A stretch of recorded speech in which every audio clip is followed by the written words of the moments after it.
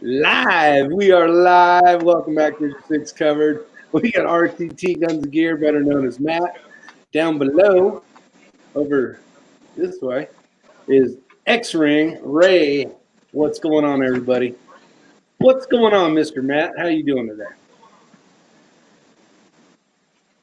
I did a rookie thing. I had your video actually on. I am good, man. How are you doing? Doing great. This whole stay at home and shoot all day long is working out really well for me and X-Ring. I haven't. I went shooting this weekend, but I really was conservative with the ammo. Knowing that purchasing is kind of difficult right now. Yeah, it is. What's up, Ray? How you doing? How was work today? I think Ray's frozen. He's already frozen. And he's invisible. That's fucking magic. That's what that was. Look at that. Not only is he a quick ninja, he's an invisible ninja. He's telling his family right now, turn off the Wi-Fi. I already know what he's doing. Elster's Rifles and Reloading. What's up? How are you, my friend? While he's doing that, let me go through here real quick. Blue Healer 260. We got Alaska 1 Andy. We got DW's in the house, all the way from Georgia. He's got a question about Samson Evolution handguards. We'll try to hit that here in a second. We got Zeus. There's a name I haven't seen in a while. Rich 1911. What's going on, Rich? And RTT Guns and Gears out there. And we know who that is. Jackson is in the house. And Todd, if you guys haven't seen Todd's channel, he's another live chat slut. He's always on. I got to figure out when he's on, when he's not on, and try to intermix, try to get in there once in a while. The guy's on YouTube like all day long going live. I think I had to hand over the torch, so he won that one. But check out Elster's Rifles and Reloading. 45 Auto, Warsaw Patriot, Papa's Place, Mr. Les himself was out there. And, okay, we made it to the bottom. Nope, Warsaw Patriot. Gas tube. Optics on gas tubes are gay. All right, let's see here. All right, so the question is, and I don't know the answer to this. Maybe you know, Matt. Maybe you had a chance to use them. The Samson Evolution handguards. Anything? Nope. I have no idea either. I saw that out there, and nope, I hadn't even heard of it. So I have not either. But I am currently talking to a company, trying to make out a deal with them. I don't know if it's going to go anywhere, but if you haven't seen them, G3, the company called G3, they make lowers. That's hopefully something comes out of that. That's awesome. I think I'm not sure. It sounded like Todd had talked with the owner, and I actually talked to him today as well. His name is Mark with Shooting Target 7. So I just received the Shooting Target Know Your Limits for the rimfire, and I tell you what, Matt, we have been shooting a ton of rimfire as a training tool. There it is, right there. That thing is awesome. That little side right there is a 1/4 inch thick. That is the target, and it is a pain in the ass. And when you especially at 100, yeah, and when you hang out with this guy, you got to shoot it at 100 yards, and it was damn near impossible. Well, it wasn't possible. I remember I was doing. There was an evening that I had my group out, and it was a pretty slow day and pretty slow night, and so we went into doing some rifle drills and stuff like that. And then by the time we got to, we did some low light stuff and dark stuff. And then I went out at 100 yards and started hanging chem lights in bushes. Trying to shoot it is completely black and chem lights at 100 yards. And I'm like, All right, everybody got prone in a line and said, "Man, shoot until yours is gone." Nice. That sounds like fun. The best part is when you hit it, that glowy shit flies all over the place. It's really cool looking. I like it. So did you get your Wi-Fi all figured out? Well, remember, we just got our power restored, and True. so we had all the generators running, and so all the laptops, we had to make sure those were all off because those suck up the bandwidth. That is true. There's a question out here with the RPR. What does it say? How can you tell the difference between RPR generations? I don't have the answer to On that. the centerfire rifles, like when the 308 and the 6.5 Creedmoor came out, it was the muzzle brake. You could definitely tell there. I haven't owned one personally, other than these rimfires that Rick and I bought, but you could definitely tell by the muzzle brake. Okay. So there's the answer to that.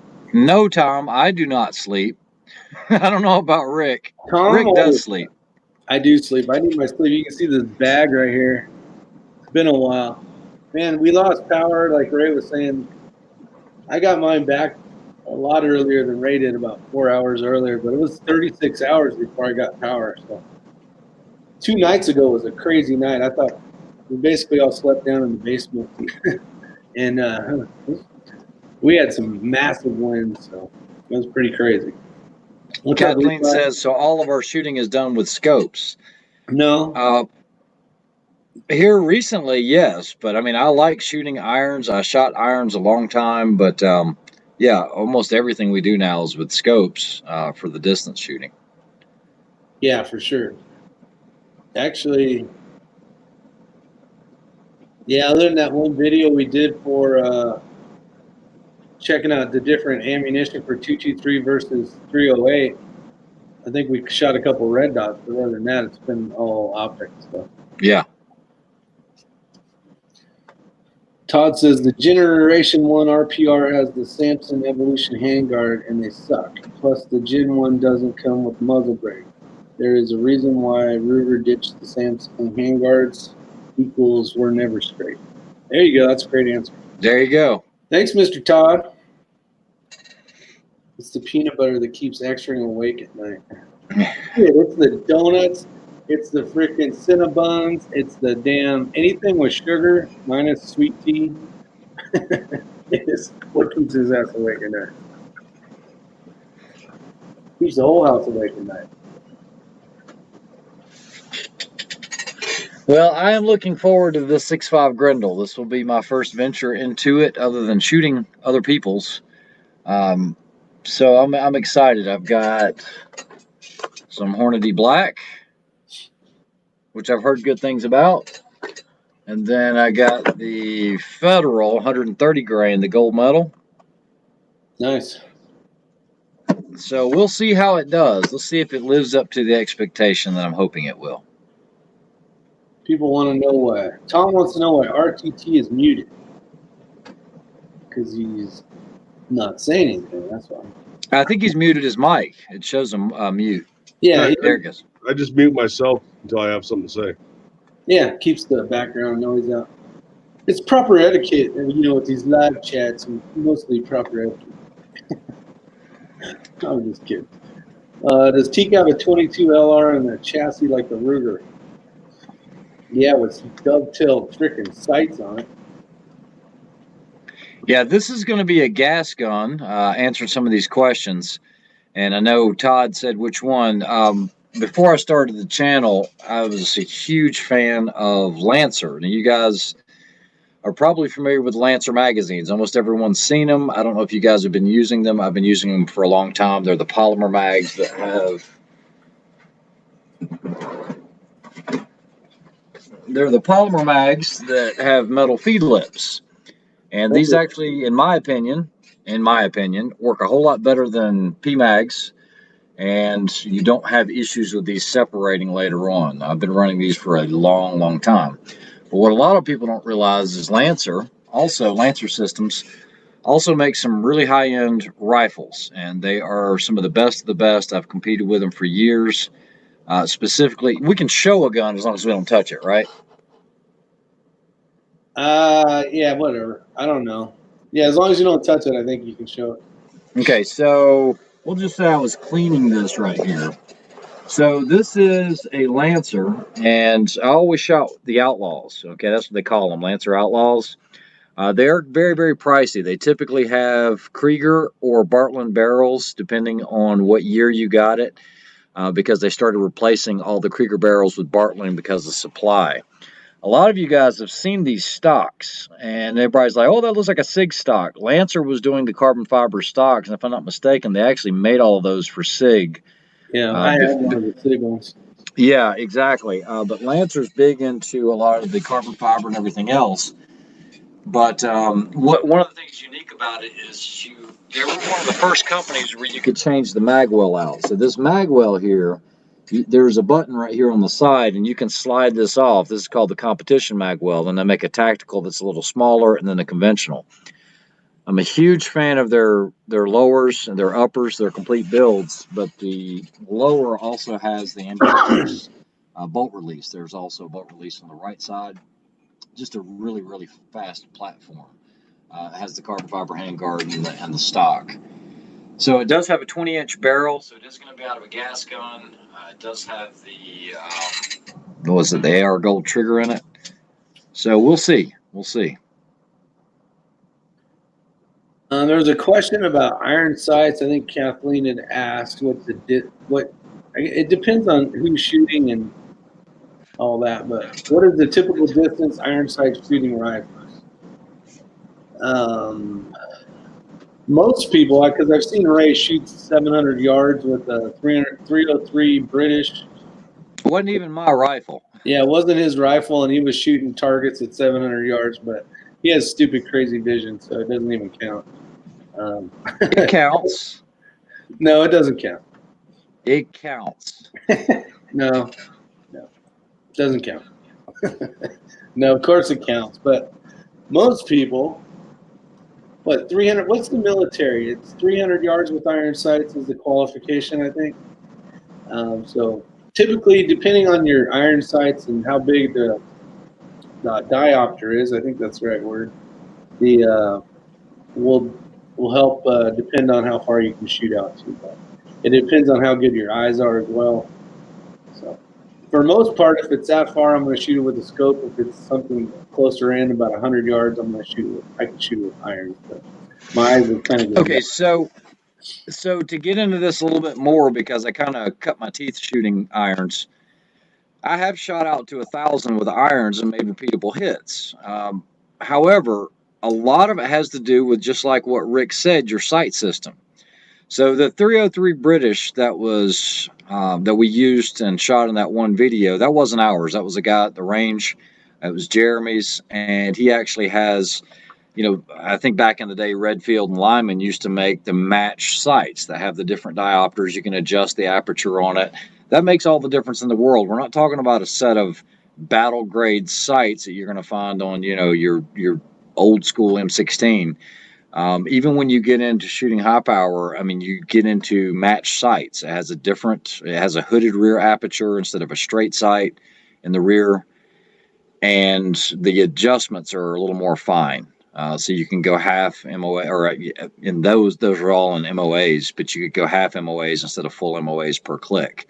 All of that matters.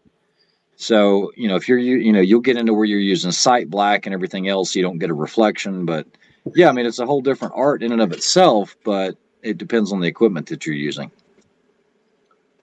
True. He does look like Sean Connery. He really does. You got to practice. You got to practice that Sean Connery voice. I'll make sure I do that for the next chat. That's freaking hilarious. Yeah.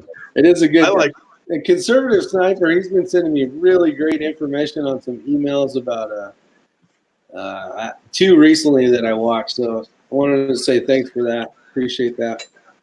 Good stuff. So, like, I kind of agree with what Elfster said out there, even if maybe he was joking or not. But like, when it comes to iron sights, and of course maybe just this particular sights I have on my various rifles, but you get out a certain distance and you just can't see the target anymore beyond the front sight post. It's I will tell you guys, and one it's site post, and you might see arms. And that's it. so up top of the 700 yard, there's a man steal. So it's a full, 1-to-1, or let me see here. Let me do some math for Elfster. It would probably be 64/64s. Okay. Full scale, one man steal, and then there's a 10-inch target at 700 yards. And this thing, and I'm not exaggerating, looks like a grain of sand sitting on the hill because it's just a different color than the mountain up there. But it's as big as a grain of sand. And I'm trying to shoot this thing, and I could not do it. And this guy down here, he hit it a couple times, and I'm like, I can see your shots when you shoot your 6.5. I know. I can call your misses or hits just I from know. my eyes. I have to wait for the noise. Ding. Okay, I hit it. Good job. Now, usually I see it in the scope, but on the iron side, hell, that was ridiculous. Quigley Down Under as a kid, I was like, who needs a scope? Yeah, I remember that movie. That's good. Kathleen, music lover. You don't, but it makes it a whole lot easier. 32nd 64th. There you go, Elfster. Man, I've been tagged with that shit, Matt. Never screw up on YouTube, and you're going to eat it forever. Oh, dude, don't ever don't misspeak about something. Don't have old videos.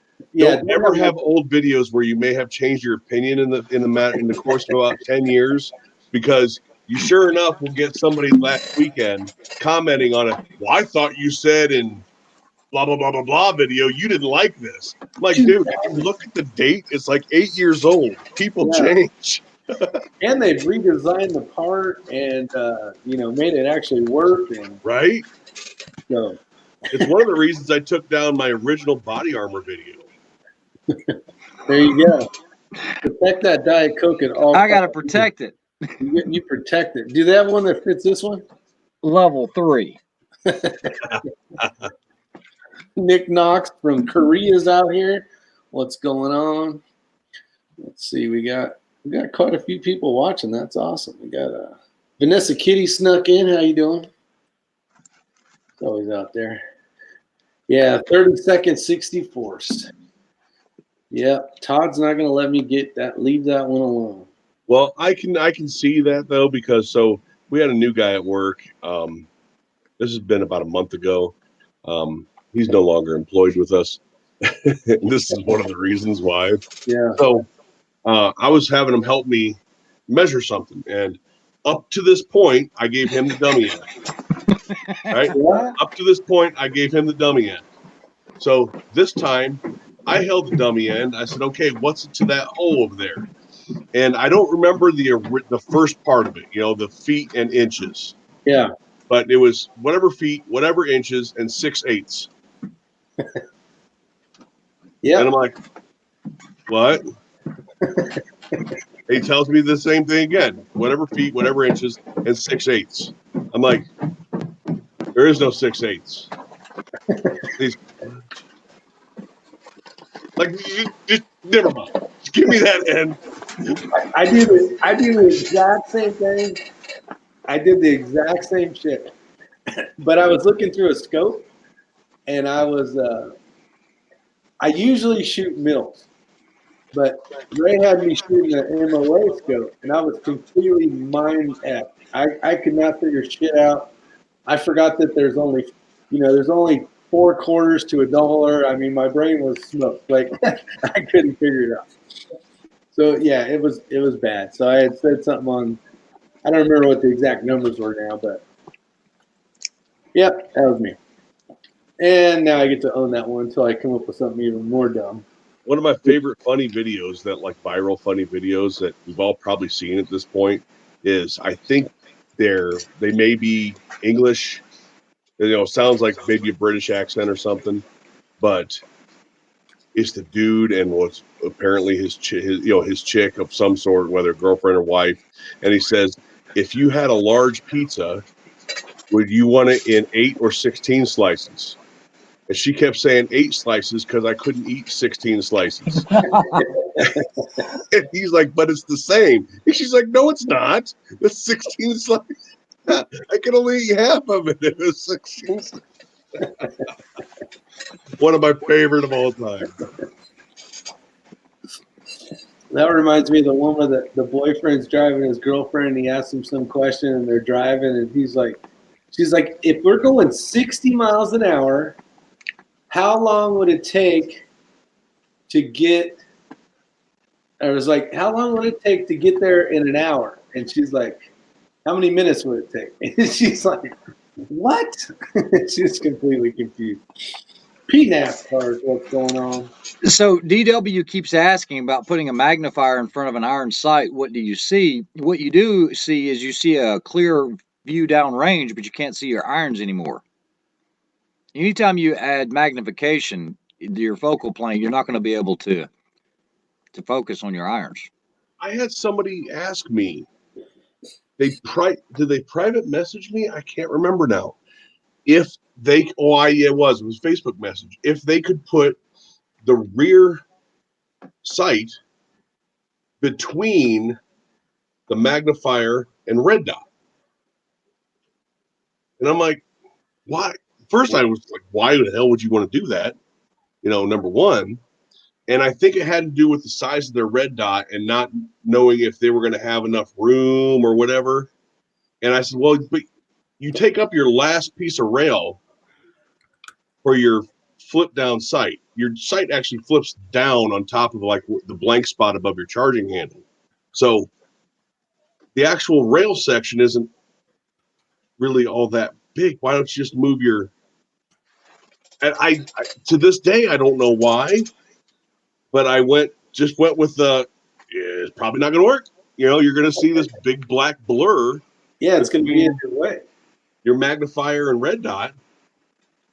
Sure, you'll co-witness if you flip your red dot to the side. And then they said, well, I'll just put 45s on it. Like, well, then your red dot, then your magnifier is going to hit it. When you flip it to the side. It's the same thing as if you have a permanently fixed, like A2 style front sight. Yeah. And you throw a magnifier on it. All it is big shit blocking your way that's in your way. I mean, I still don't know why they would want to put flip up between the two pieces. And I even like sent them a picture of 2 of my rifles. Like you mean like this? Is this what you mean? Of course, I have it set up the way we would probably set it up. Red dot, magnifier, backup sight, from front to back. He's like, no. What do you mean, no? Where do you want to put this thing? Send me a picture, damn it. Yeah, somebody commented here on KB32's video. I can't click on it. He said he did a 9mm AR pistol video. That was the one that was provided me to Armorer's Locker. And that was actually a really good shooting PCC. And it just took John a while to get that review done, but I was impressed with it. I think it needs a different trigger system. I actually shot that one as well. It was nice. Yeah, you did. Yeah, that was a sweet little pistol. For sure. Mario Mosen, better known as Battle Bean. How you doing, buddy? Who else is out here? Who snuck in here? West Covina Dodge is here. Conservative Sniper, Wicked Pizza. 603. I know I screwed that up, but I apologize. Bald and Curious. I think we got everybody so far. It's Midnight Rays. He's feeding the tapeworm. Yes. There was a really good comment by Todd here, and it is a fact, and it does work really well. A lot of people, especially when you get older, you're going to notice your astigmatism is going to get worse if you have astigmatism. And a lot of people comment that when they look through a red dot, they see like a starburst, or they see, a horizontal, like a diagonal line. Sometimes that is within the red dot optic itself, and you get a higher end red dot, and it helps. But if you've got astigmatism, it's hard to get rid of that. So what he's suggesting is you can flip up your iron, co-witness that where you're looking through that, and what it will do is it will help reduce a lot of that effect of the stigmatism where you're getting that that starburst in there or that irregular shape dot. What barrel length are you using for the Grindle? This is a 20-inch. SoCal's out there. 20-inch? Oh, that's good. That'll be nice. Yeah, so like I said, it was. I'm really looking forward to this. I was going to try to get some rounds through it this afternoon, just to try to get everything broke in, but ran out of time today. Today was a hectic day. Yeah, telling me about it. Oh, you don't even want to know. I've got well, you know that I do a lot with suppressors, and anyway, I've got a big shipment that came in today, and so I was trying to finish those out and get some stuff done. Armament, what's up, Chris? How you doing? Tony, the redneck prepper. What's going on? We're having some fun tonight. Just BSing. If you guys got any questions for Resist the Tyranny, X-Ring, or myself, let us have them. Todd, I haven't shot this rifle. I just got it. He hasn't even put any down range yet. Nope. Levi Cummins, what's going on? That thing will be a pig killer for sure. Yeah, we what you eating? Kimchi or what are you rolling today? Come on. No, I'm actually eating an American dish. I'm eating chicken pot pie. Very nice. Redneck Pepper says, Rick, does Ray let you play with your suppressors? Play with you suppressors. Yeah, actually. I have we had to clean the Tika the other day. Matt was cleaning it when I was on that live chat. I was kind of poking fun at him. I'm like, Matt, not the Matt Resist the Tyranny Matt, a different Matt. And I'm like, well, if you ain't doing anything, you should maybe clean my Tika for me. And he's like, I'll clean it for you. I'm like, sweet.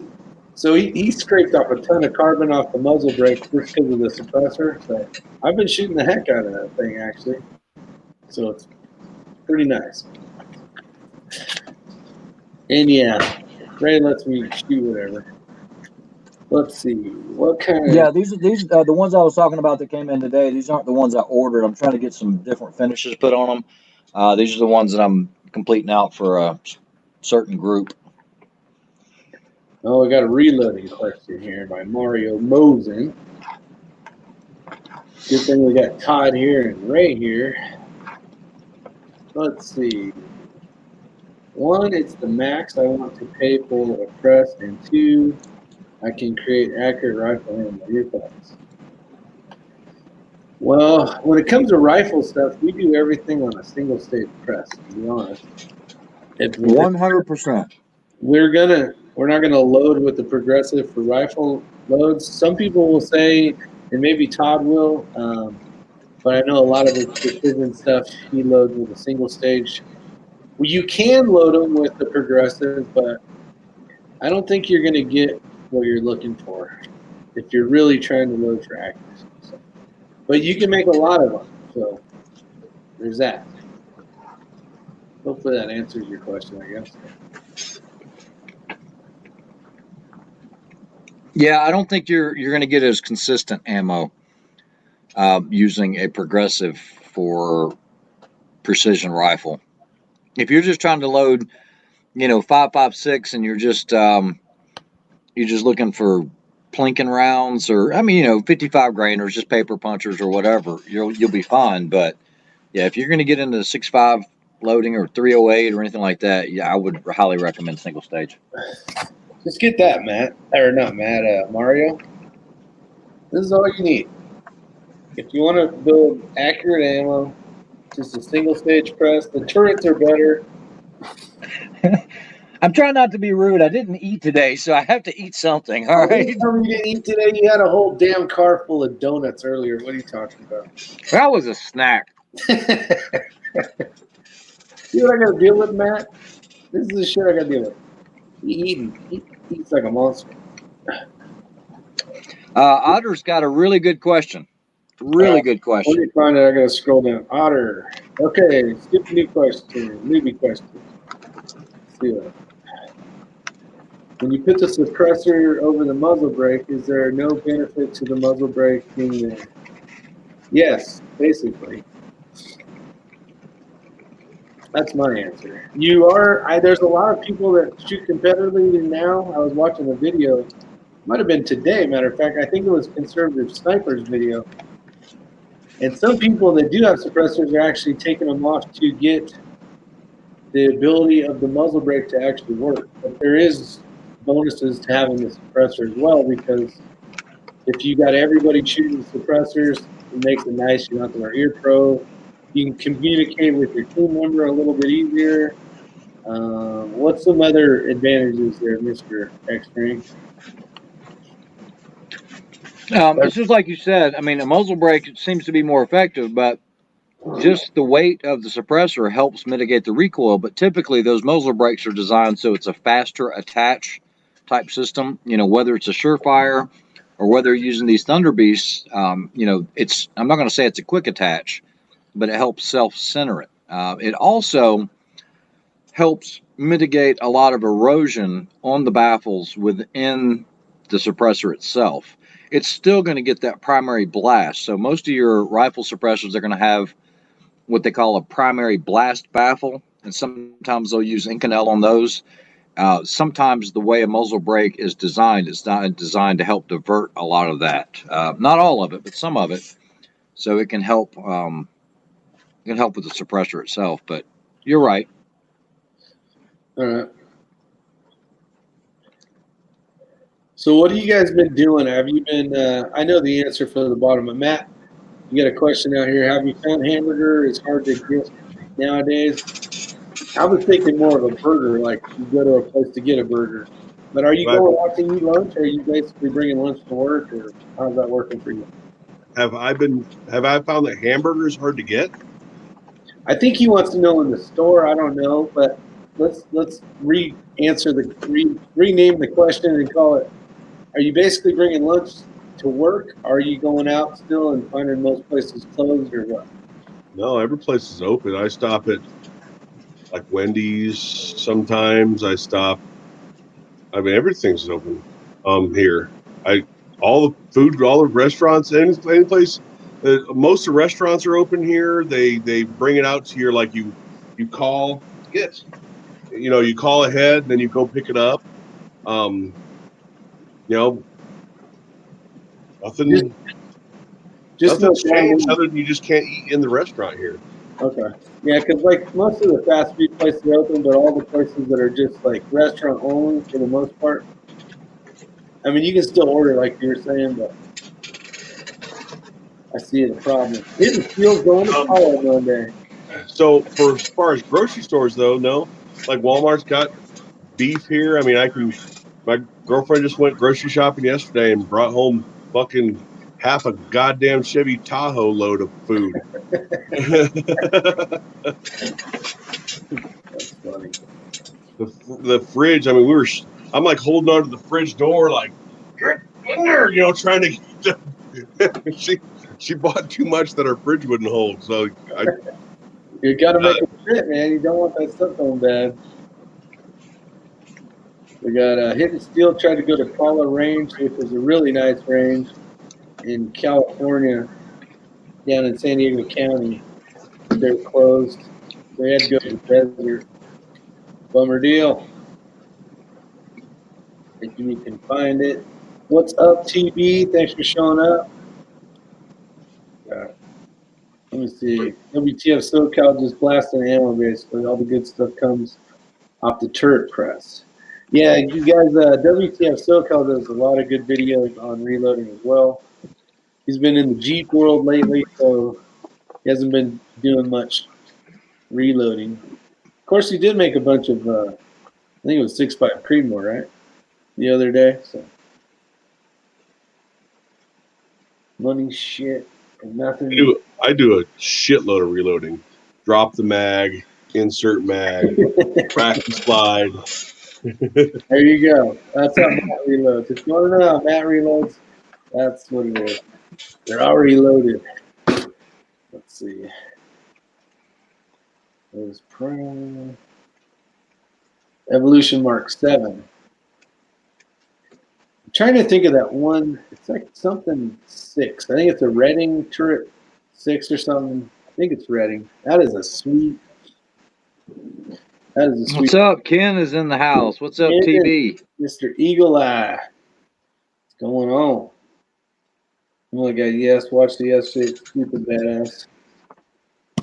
I want to get that A&D freaking powder trick with him. That's what I want. Scale. TB says he reloads the magazine faster. The next press is the Redding Turret T7. That's the one I was talking about. Yeah, I'd love to have that one.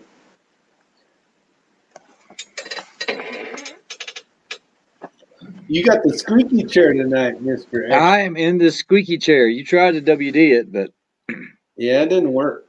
When do you think of shooting your Grendel? When are you going to do that? Man, I'm excited about shooting it. I already went ahead and put the Thunder Beast brake on here.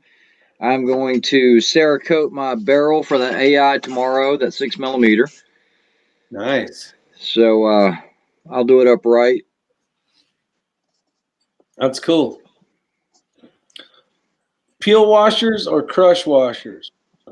I always use peel washers. I don't use crush washers for anything except for maybe AR and 5.56. But for suppressor type work or anything like that, where I'm putting a muzzle brake on, it's usually going to be a peel type washer, or the different thickness washers. And I will usually use red Loctite on it.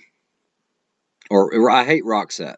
Okay, because I know there's going to be a ton of people who say use Roxette. Roxette sucks. I said it. I bought a bunch of bottles of it because I go through a ton of it. And every single application of that stupid Roxette, doing it where you clean the threads. I mean, you're using brake parts cleaner, you're using alcohol, whatever, acetone, it doesn't matter. You use that Roxette, let it cure, and after about, I don't know, a month or two, you go to unscrew your suppressor off, and boom, comes your attachment with it. I don't have that problem with the red Loctite. This question is for you, I would assume, Extreme. Matt, chime in if you know. I don't know. The Horus, I think he uses the Horus. Okay, let's see. Forgot to ask y'all this. Do y'all think a bottom holdover Horus is worth it for a PRS scope? Do y'all even use it? So you're talking about a bottom holdover, meaning it's above the horizontal line, correct? I assume that's what Ken is talking about.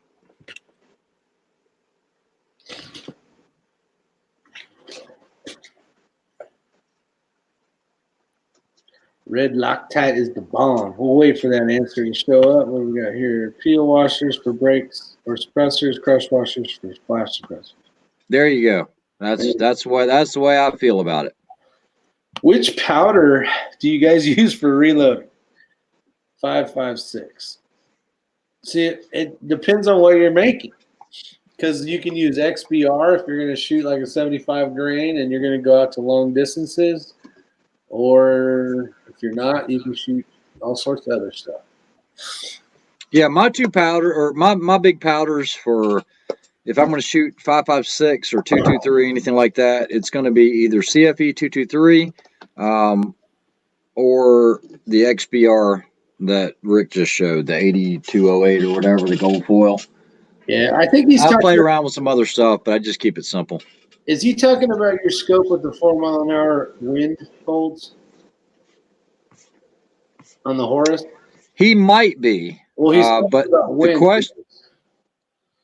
But the question, he says, do you think a bottom holdover? And I think what he's talking about, I mean, that's why I asked, because I needed clarification.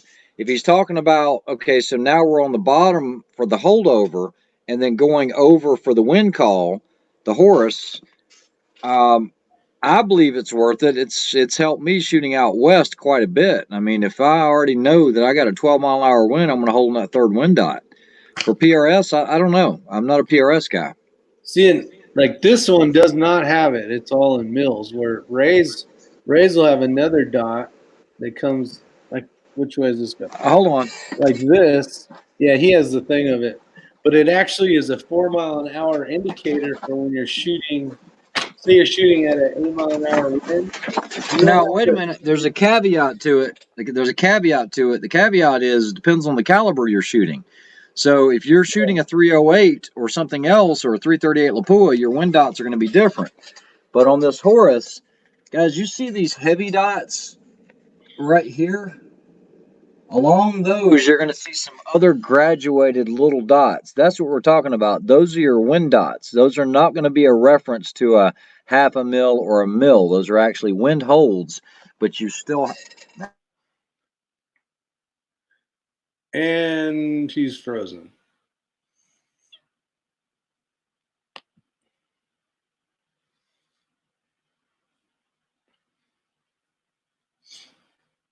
I love that. He gone. Watch, it'll go down and then he'll pop back up. You there, Matt? I see your eyes blinking. Yeah, you guys are speaking Greek to me. My idea of a high quality scope is some like 3 to 9 UTG or something. I hear you. You know what? Yeah. It's crazy the difference when I was the same way, Matt. I would buy a rifle and I would put an okay, decent scope on it, which I thought was an okay, decent scope, and it'd be some Bushnell or something I'm paying, $49 to $200 to $300 at some gun place. And it just basically has this line and this line. It doesn't have any other stuff in there, and it doesn't have turrets that you can adjust. And it's tough to do any type of shooting we do with that scope, because everything's guesswork, because you don't have any way to figure out any holds, basically. So it's kind of tough. I also shoot for different reasons. I mean, I hate long range shooting. Yeah. And you're in like the best damn area for long range shooting. I seriously dislike long range shooting. I will, if I get something, a rifle that needs it done, that needs like a scope zeroed or something, fine, I'll do that. But I seriously like if that's all I could do for whatever reason, if that's all that was available for me to do, I would not shoot. You would not see me with a gun in my hand. I really, really that is the least fun thing that I can ever think of doing, is going out and laying down and looking at a target that I can barely see and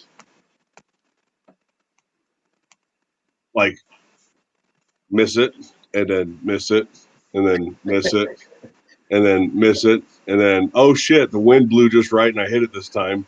It's well, Steve, I think you've been poisoned by not having the ability to very accurately, precisely hit something at a far distance, because I was kind of the same way, because I had never shot out to distance.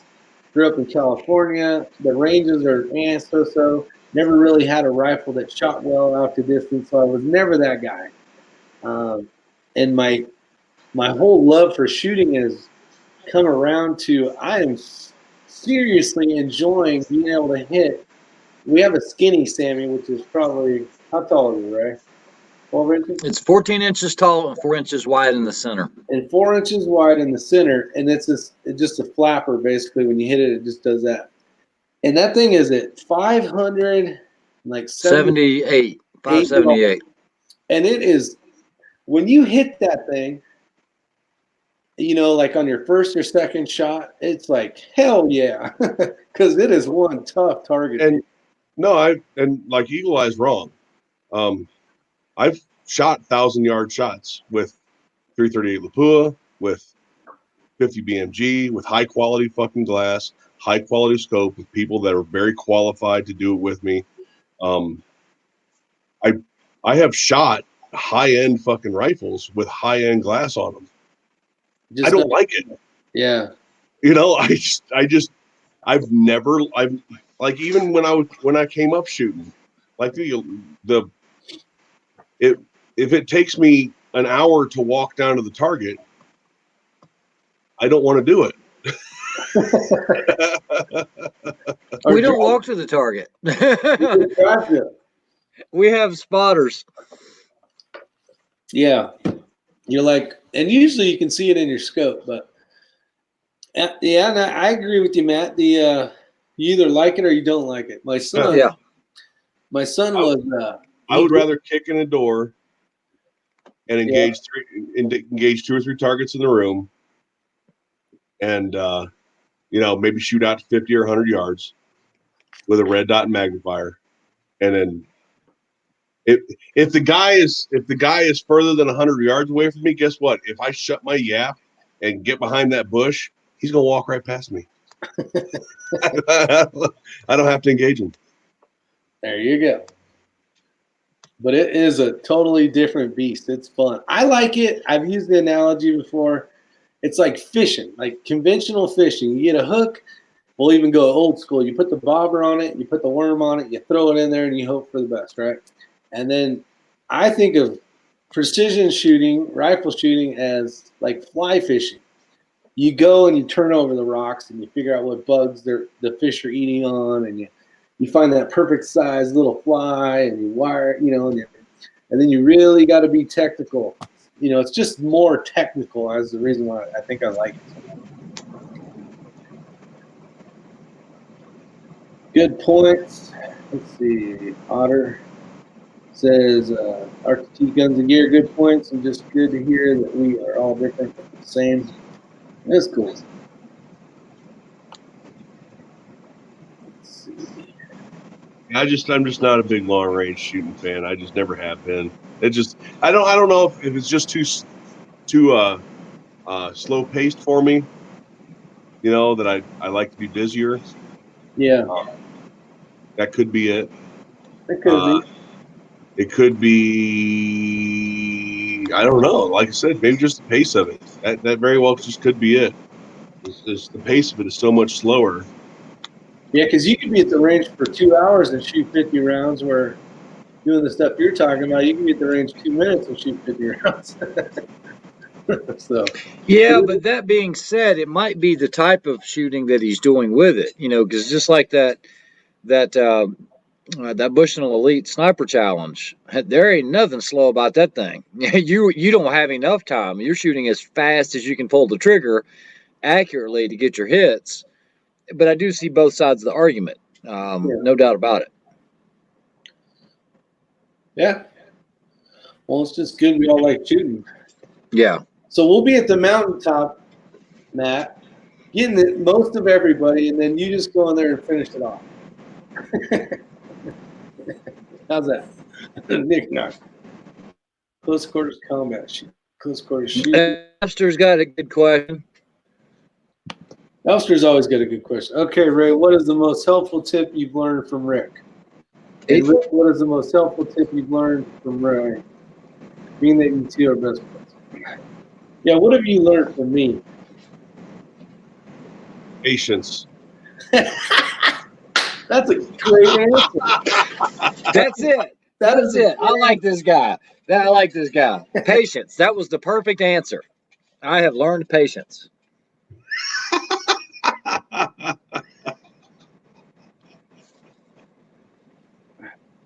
Netflix right now. What the hell? Let's see. I've learned. No, there's no Netflix going on here. There is nothing on. No, I am. I had 3 squiggly marks. Oh.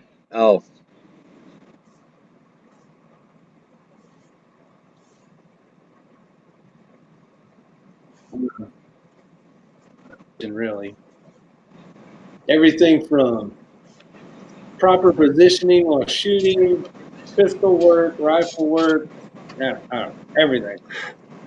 How's that? I've learned what, let's see. I was going to come up with some crazy number. 3264 says I've learned what. Let's see. Vetus and Tardis. A little slow but precise. I don't know. This came up the other night, and I think it's a great topic. We were talking about it, Rick. there's not just one discipline I like. I like them all. Whether it's small bore, whether it's, USPSA, whether it's 3-gun, whether it's long range. And I always just try to immerse myself. Someone was talking about iron sights earlier. I took that as high as I could go with it, but it's not fun. And that being said, hold on, I'll show you. Patience. Did Rick teach you that on that guitar? GNR patience, right? You come fun out here. You come out here for 3-4 days, Rick, and we'll go out to the shoot house and that'd be fun. And you do your long range stuff back there. Come out here and we'll wreck some shit. Sounds good.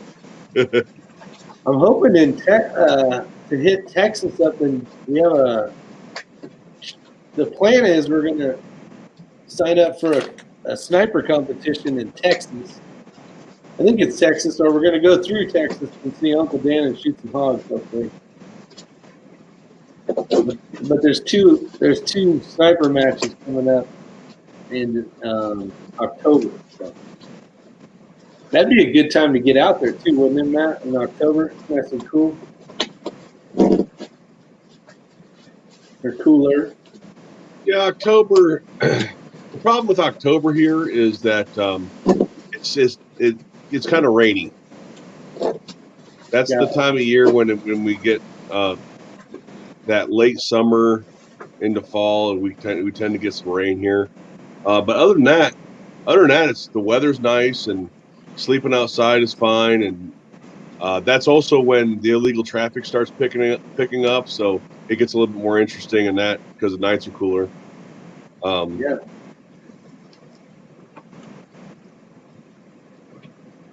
The quarantine quarter challenge, Warsaw Patriot. Didn't Warsaw Patriot get What's he that doing? What is this? Okay, so for you guys that are talking about iron sight shooting, this right here is my shooting jacket from back in the day, and it is actually the right size. I haven't changed. Okay, I want to show you this. Okay, so imagine being down at Camp Lejeune and it being 1 degrees with about 99% humidity.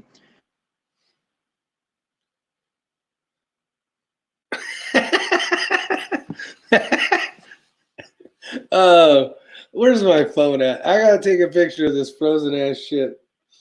I'm gonna use this for later in the video. Oh yeah. There we go. Take a snapshot. It almost looks like he's in the middle of a dance move, really. He's like, break it down. It's gonna suck because he's gonna have to get out of there. Everybody's laughing. I love it. But that suit he's doing is basically set up so like everything can't move. It's crazy. I don't know how his ass can fit into that thing. And he's gone. He'll be back. Yeah, so you and I were talking the other day about, proper sling usage and some of the stuff that goes more along the lines of the close quarter stuff, and whatnot. And that's really what I get into and what I teach a lot of people. So, that's the stuff. If you want to come out here, that's where you're not going to fire a shot outside of 100 yards. You're going to fire lots of them inside 50. Tim Davis says scarecrow. Yeah, no, it'd be definitely fun to hang out. He looks like the Demolition Man. Put another quarter in the slot, Rick. What's up? Here he comes. All right, so this is a properly fitting jacket, okay? It is that tight, okay? And you actually have this freaking terry cloth collar and everything else. So you're going to be in this jacket for, on the 600-yard line with the irons, you're going to be in this jacket a minimum of 30 minutes because it depends on if you're shooting a 500 AG or 800 AG match. And it's going to be slow fire. And you're going to be in this thing a minimum of 20 minutes, minimum, under those conditions. Hey, it's what it is. Anybody that's done this will know. Now, I'm not talking about, nowadays NRA, they were not. I'm not going to say they were losing, but they were. Nobody would shoot these matches because they lost a lot of favor, and so they changed the rules and allowed them to start using 4-power optics. Okay, so this is all positional shooting. Everything's going to be. You actually can't use this clip right here. Everything's going to be with like a Turner saddlery sling. And, I wish I could hold a rifle and I'd show you some of the positions and all that. But that is where I learned how to shoot long guns. And that has always stayed with me. It's one of the best things I've ever done. But I mean, you could fall asleep in this thing. It's like a freaking straitjacket. It goes down past your hips all the way down into here, and you snug it up as tight as you can. And I mean, they're crazy expensive, like $400 or $500, and you got pants too to go along with it. But you're going to typically. What's that? What do you need the pants for when you're sitting? Okay, yeah. What it is you're going to start 200 yards iron sights, and the target's going to be about this big. But if you're going to be competitive, you're going to need to be able to hold a size about the size of a head, and those are all offhand. It's going to be 10 rounds, slow fire, 10 minutes. Okay, and this will already put you in that position where it's just kind of relaxed. You're either going to be shooting, if you're going to be competitive, guys used to shoot with Garands. Nobody does that anymore. Most guys are going to be shooting like an M14, the semi-automatic version of an M14. But then things change to where everybody shoots an AR. Now, your AR has to be of a different configuration. Okay, it's going to have to be a 16-inch with a full-length handguard. You can have lead weights on it. I think the maximum weight was like 13 pounds back in the day. You have to have a two-stage trigger. It has to weigh out at like 4.5 pounds, and you have to shoot irons. Well, at least you did back in the day. Now they allow a division where you can shoot a 4-power optic, which is like cheating, because that was the whole thing of it, shooting irons out to 200, 300, and 600 yards. And then at 300 yards, you'll go from, or 200, you go from standing to sitting. With a mag change, you got 60 seconds. Then you go to 300 yards. And guys, when you're doing this, like at 300 yards with irons, going from standing to prone with one magazine change, you'll shoot 10 rounds with irons, and you'll be able to hold a target about that big. You should be able to hold the X-ring. It's where I actually came up with the name for the channel, because typically when I got really, really big into this, it was all based on X-ring count. So if I tied, let's say all three of you guys were shooting the match with me, and you shot let's say it's a 500 AG, and you shot a 492 with 5 X's, and then he shot a 492 with 3 X's, and I shot a 492 with 8 X's, then I'd win. So X-ring is where that came from. That's how I got the name for the channel. But yeah, I took that all the way up to High Master. I did not go distinguished with it, which was, it requires so much time and traveling. But that's what this is all about. That's quite an outfit. If you don't have it, you can't be competitive. It's that important to have that. Yeah, it is that important to have this. Yeah, when you get to that level. Chris says you do okay at 200 with iron sights. Yeah, 200 with irons is okay. But remember, you're doing it standing like this. You can't brace against anything. So it's literally your iron sights, and you're holding it at 200 yards. It's offhand. Okay, so this came up the other night. I think TB mentioned it, or DW mentioned it. They're like, offhand, so that means you're shooting weak side? No, offhand in rifleman's terms means you're shooting it like this, unsupported with anything. Standing. Yeah, standing. That's how the game starts. Yep. Yeah. We tried screwing around with that with some rimfire stuff, but it's tough. Actually, you did really well the other day. Freaking, so that little 1/4-inch target. So I had painted those up. Painted them up, brought them over to Ray's house, and we're like, just let's have some fun, shoot this thing. And I was trying to get over to that 1/4-inch target before Ray, and I'm sitting there, ding, ding, and I'm missing and missing. And Ray's standing up. He's in the freaking Ranger. He jumps down on the ground, slides one into the chamber, ching, hits that stupid little asshole. Yeah, Tim says, can you do it with a hasty sling? No. Sling is not allowed to be incorporated in your offhand stance. The only time you can use a sling, and the proper way to wear this is with a sweatshirt underneath it while it's 100 degrees out. But you can only use the sling on the sitting position, prone, and prone at 600. You cannot incorporate it in any way, shape, or form, and you cannot brace off the ground. Everything has to be suspended with a hand. There's actually a huge glove I actually have it in the shop, and it looks like a baseball freaking glove, and it goes on your left hand because you have the cuff and the sling so tight that your hand will start to go dead in it. So it's a miserable sport, but I learned a lot. Yeah, definitely you have to contribute a lot of your shooting ability to that one. Yeah. I think the best I can think about, the best I've ever done standing was probably about 6 years ago. And it was about 200 yards with iron sights with a Mosin Nagant on a, like, probably 12 by 12 steel target. Nice. That is nice. Not sure if it was skill or luck, but I hit it. Yeah. It doesn't matter. Yeah, Armament and Axis says offhand at 200 on man-sized target's not that bad. X-ring A-zone hits a little tougher. Yeah, this is an unwritten thing back from the old school guys. If you're going to hit an X in high-power rifle, in order to get in the X-ring, it is the equivalent of a man's head.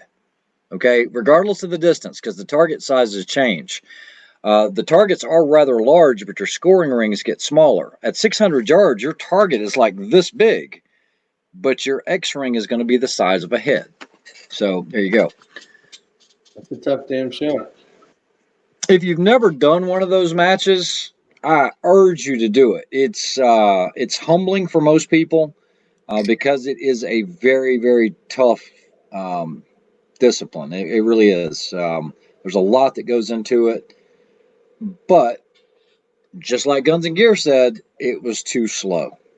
And you're traveling all over the place. You're dedicating a lot of time. Most of my training with the rifle range detachment at Camp Lejeune was all high power rifle, and that's where I would go in the summers and just work with the rifle range team or the detachment team to get better. And that's why I enjoy that rimfire so much, because it's practice, man. It's a lot of fun. Yeah. Oh, I have two rimfires. One's the G44, and the other is the Henry survival rifle, the AR-7. Oh, yeah. Wow. Nice. Yeah, those are fun. And I tell you what, that little bastard's pretty accurate for the goofy damn sights it has. Yeah. Yeah, I just picked up one of those G44s, and I love that pistol. It's fun, so isn't much it? fun. We shot It is great. Out of that thing.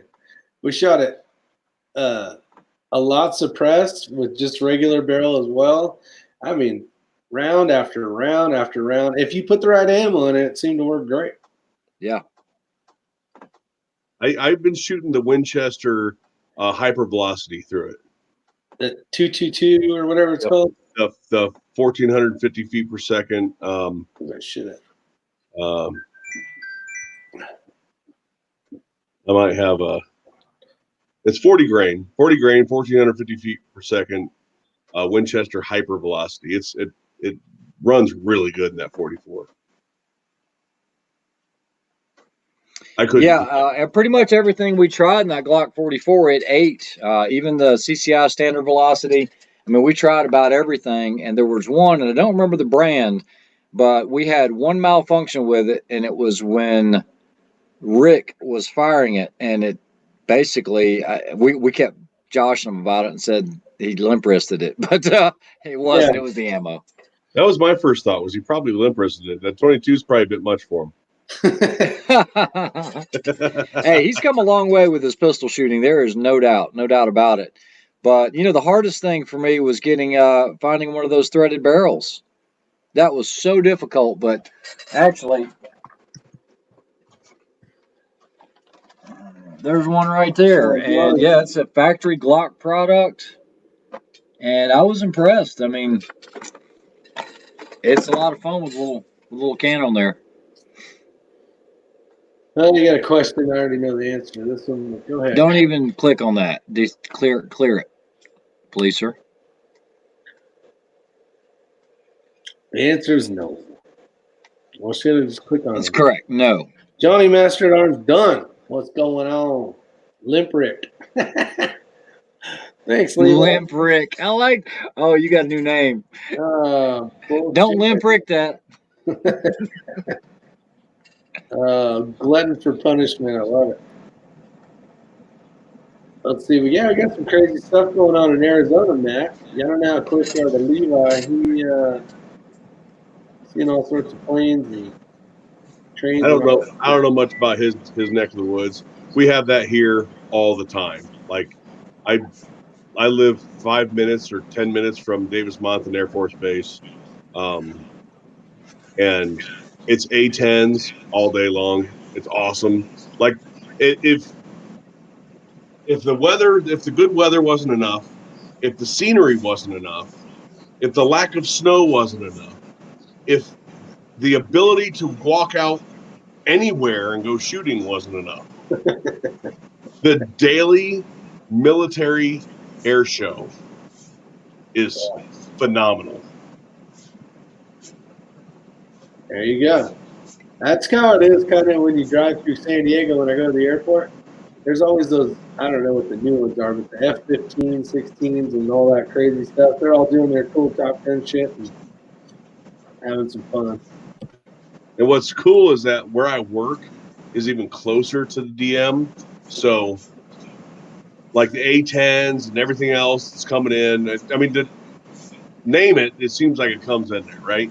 But everything is so low by the time it makes it over my work that unfortunately, by the time you hear it, go out and see it, you don't have a chance to get your phone out and record it. Yeah, they're already 400 miles the other way. Yeah, but I think I showed you the video. We were out training out in the desert, and I think I showed you the video of that that Apache coming over and buzzing us. And I mean, buzzing us like we're counting rivets. Wow. I remember you told me. I love that. Lack of snow. Lack of you can go in any direction and go find a shooting range right out your back door. That is one perk of living in Arizona for sure. Yeah. There's definitely places to shoot. What's up, Robert Warren? How you doing? Thanks for showing up. Oh, Todd's woman's sleeping, so we can't. I'll catch you next time. Hopefully you didn't break that scale on the way back into the bathroom, Todd. Okay, so TB's got a good question. He goes, he's thinking about getting his FFL. Is it worth the money that it costs? It doesn't cost that much. You just have to have an LLC, and depending on how you can justify it to the examiner, because they've really,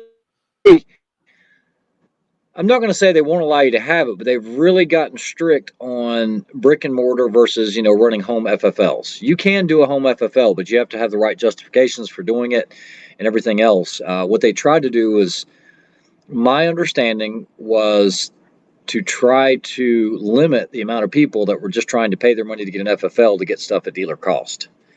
They wanted you to have a legitimate reason to have an FFL, what you were going to be doing with it. It also depends on your proximity to others, how secure your place is, if you're in the middle of a condominium complex or whatever. So, and every state can be different, even though it's a federal firearms license. It depends on who the examiner is that comes out. That's why I've been thinking about LLCing either one or both Southern Arizona Tactical, which is my business that I teach people under, or my YouTube channel as well. But like you were saying, well, why do you want an FFL? Because I I have a teaching business where I firearms and tactics, and I'm sure that would be enough. That my students send me their gun, get their guns sent to me, and I Yeah. do the transfers for them and stuff like that. Yeah. I've been considering that very, very much. Yeah, it's well worth it if you don't have it, and then if you get it, then the next step, and Eagle Eye can tell you about this. I can tell you about it because I've set up a ton of FFLs. But then you can go to the SOT route if you like, whether you want to be a dealer or you want to be a manufacturer, whatever the case is. That's going to cost you more money. That's about $500 a year on top of your FFL fees. But that will kind of open the door for post samples, suppressors, things like that. Oops. Hold on. Here's a question. I know in the 650, I wouldn't call them match grade, but you're basically looking at carbide. Carbide dies. Yeah, so they last a little longer, but when it comes to match grade, I know people enjoy them, love them, but are they worth it? I would assume having the little calipers on top is definitely a plus, but you give a better answer for sure, I'm sure. I'm kind of on the fence about it. I always swore by match grade dies for years. But then I started seeing some guys that are very, very knowledgeable. Very knowledgeable. And I'm just going to leave it at that. And, these guys are using just Lee off the shelf dies and doing everything they need to do with it. It is nice having the dial up top to, for your seating depth and things like that. But I can't say that I make any more accurate ammo with it. It might just take a little longer to dial in that perfect. More consistent ammo with it is the right answer, not accurate. Yeah. WTF SoCal, he buys the high dollar stuff. So he's going to say yes for sure. Carbide rifle dies, money. Pistol carbide dies, about the same price. Match grade dies are not absolutely needed for match grade ammo. I'd be more concerned about consistent headspace pumps than just consistent reloading procedures. There you go. Yeah, that makes sense. So there you go, Brandon. Hopefully that answers that question. If you got a follow-up one, just put it down below. Otter, talking about this, is the thread on the dies not 7/8? 14th thread type typically. They're usually all the same unless, like, I know Dylan makes the Deal Square B, where those ones you can't use like in your normal like single stage presses or your 650s. It only works for that one. But I don't know what the thread pitch is. I'm sure Eagle Eye or Todd, the Elf Man. Okay, so SoCal, John brings up a good point. He says precision, ... repeatability. Okay, so, and I'm going to have Ken answer this, specifically Ken. So here we go. Can you make ammunition for, let's say, your 308, and let's say you're using a set of RCBS match dies or Redding match dies, but then you have a set of Lee match dies? Will there be a difference in the reloading, bumping the shoulders back or anything else? Can you tell a difference?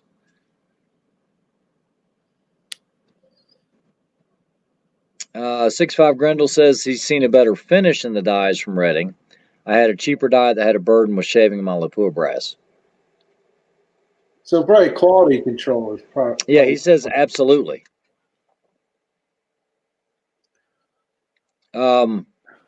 Let's get clarification on that. Absolutely, as in match grade dies are better, or you can load as equally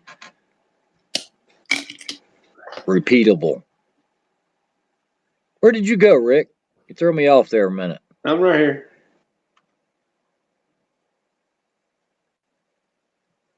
I'm just having some kimchi. Yeah, I bet. You did. Did you tell everyone you did have kimchi for the first time? Maybe. I might have on a chat. I don't know. He said it was good, but it wasn't great. Yeah.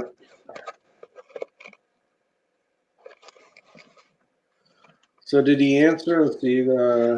No, I needed more clarification on that. But okay, so I'm not gonna lie to you. I've always.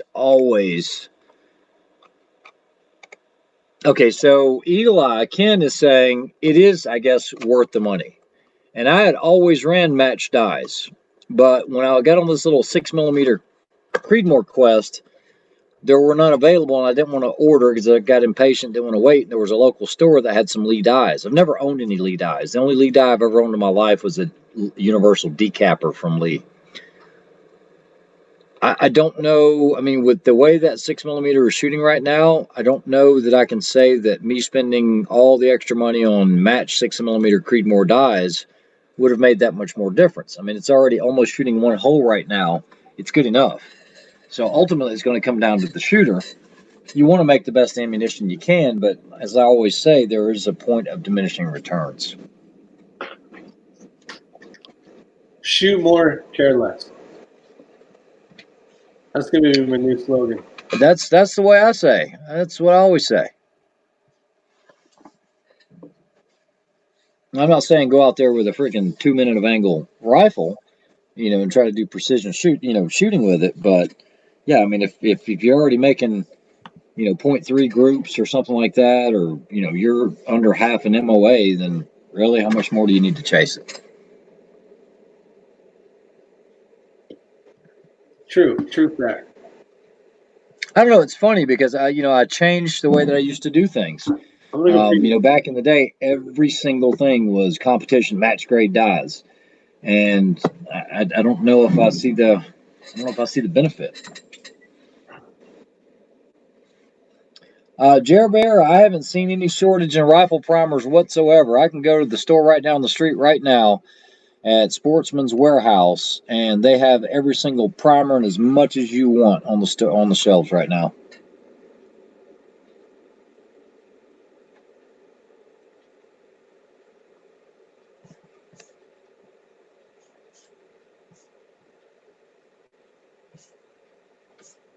Okay, it got quiet. I guess Rick left.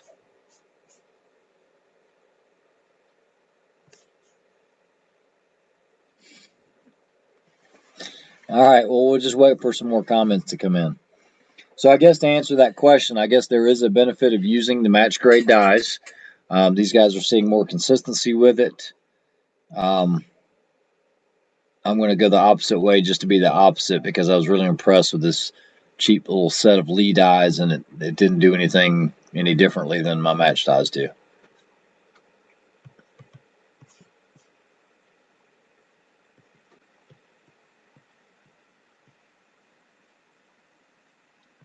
Okay, so Todd says, good question for you, Ray.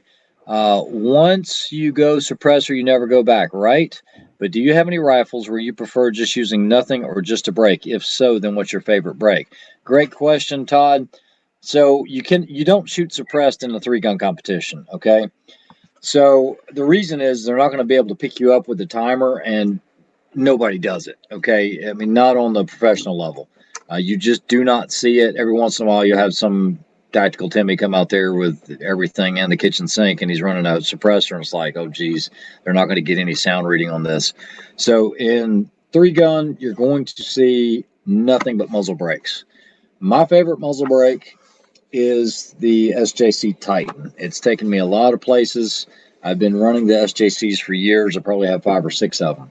However, I did try one of KB32's, the Ultradyne, I believe it's called. And it was an impressive break, but I can't say it's better than the SJC. He swears that it is, but that SJC is so flat. I don't know where. I mean, you can just keep developing stuff, but I mean, you can shoot the thing on full auto; it doesn't even move. That's how effective it is. But it's about $100 break. Break the wallet.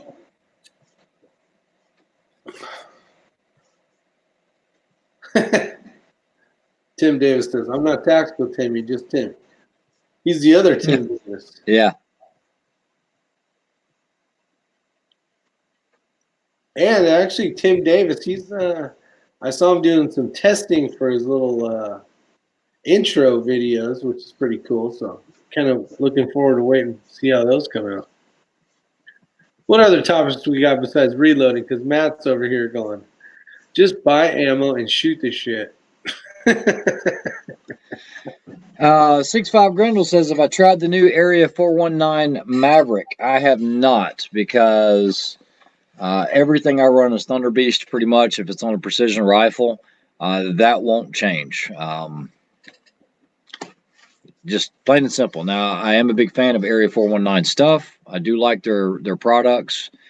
I was kind of surprised to see them get into the suppressor market. I guess they've got something that's working well for them. Suppressors are a tough market right now, I guess. But yeah, I'll stick with Thunder Beast. Area 419 makes some really cool stuff, though. Yeah, they do. They do. They just actually got a new big CNC machine.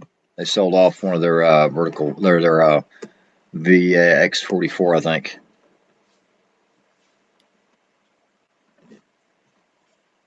PLRs when the rabbit hole doesn't end. Yeah. Eagle Eye, I want to meet up so we can shoot 2 miles, but I need to borrow one of your guns. I just want to knock it off the bucket list. Can it happen? Yeah, and he said a mouthful there. He's agreeing with what I said. It said set a goal for what you're doing. If you're getting half an inch to just over, that works for pretty much everything. And I was being gracious with that. I mean, Rick's been out there when that 6mm or even the 6.5 Creedmoor, that thing will drive tacks, and they're usually 0.25 or under. Okay. Yes. And that's with me using either Reddings on the 6.5 Creedmoor or the Lees in the 6mm Creedmoor. How good do you need to make it? We can't shoot beyond a mile here. That's it. We have one range where we can shoot a mile. And with the load that John's got, WTF SoCal, I mean, shooting a mile is a joke. It really is. So, I mean, how much more money do you need to spend? I'm not even going to say the saying that Sam tells me all the time. I mean, you don't want to just keep throwing money at something that's already good enough. Are you ever going to see the benefit of that? At 2 miles, yeah, but it's not going to happen. I'm never going to shoot 2 miles. Well, not out here anyway. Yeah, I want to shoot 2 miles. It's on the bucket list. I just don't want to buy the rifle for it or the scope. I'll pay for the ammo. Yeah, we're not talking about artillery either, armament axes. There's a lot of people that are shooting the ShyTac rounds. Yeah, guys are already shooting 3 miles now, but there's a big event that they do every year. It's like King of the 2 Mile and all that. So, I mean, the thing is practicality too. It'd be cool to do it. I think Rick has more of a bug up his butt to do it than me, because the rig is so specialized that you have to do that. It's not going to be something that you're going to shoot on a regular basis. Number one, you have to be at a 2 mile range.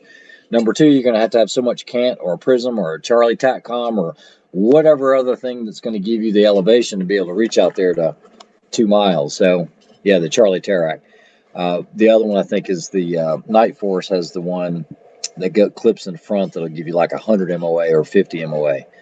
So there's some different options out there now. You take enough shots at something, you're bound to hit it. That's kind of like that 700 yard. Yeah.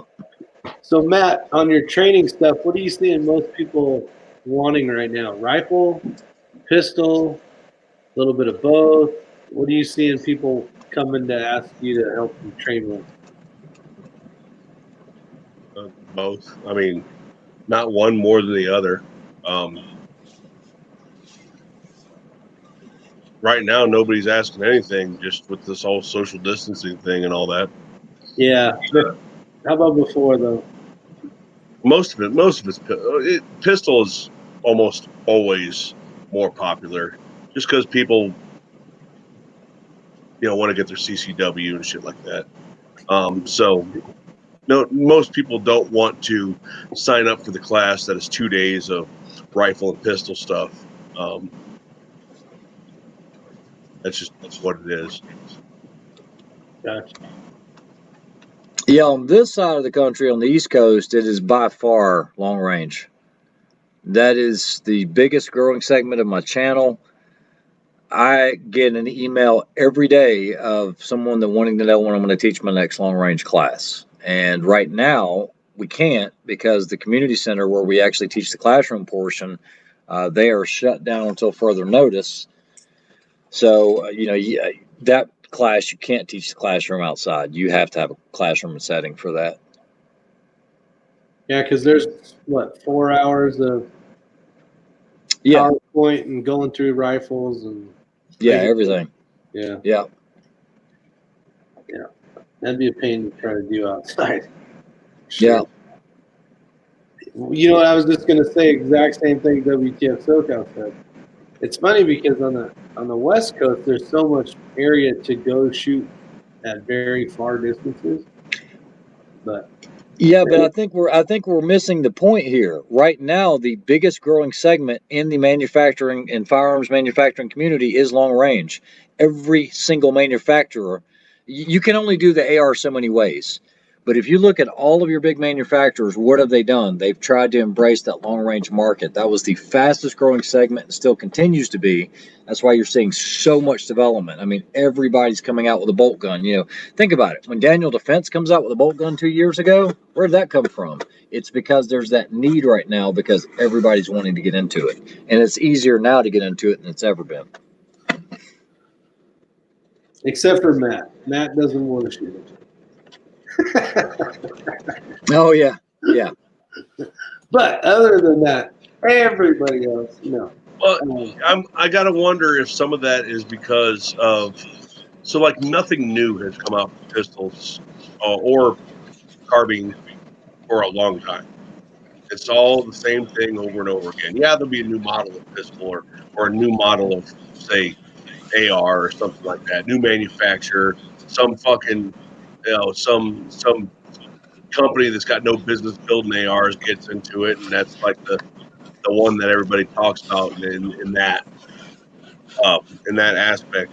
But with a couple of it seems like more basically ever since the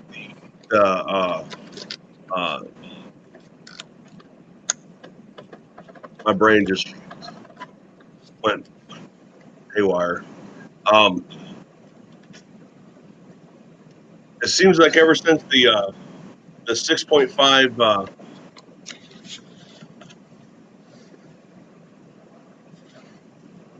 came out, more people have been into it, is I guess what I'm saying. I think 308 was basically the old military round that was an accurate round per se, and people kept trying to make something better. And long range, I think, has helped because now we have apps on our phones, which makes it a lot easier than trying to do all math and figure out distances and all that other junk. And then I think the rounds are a lot better, more accurate, flatter shooting, and will reach out farther. So it makes it a lot more enjoyable. But I guess it just seems like there's been more. I don't know if advancements is the word. That was getting me screwed up in the last time.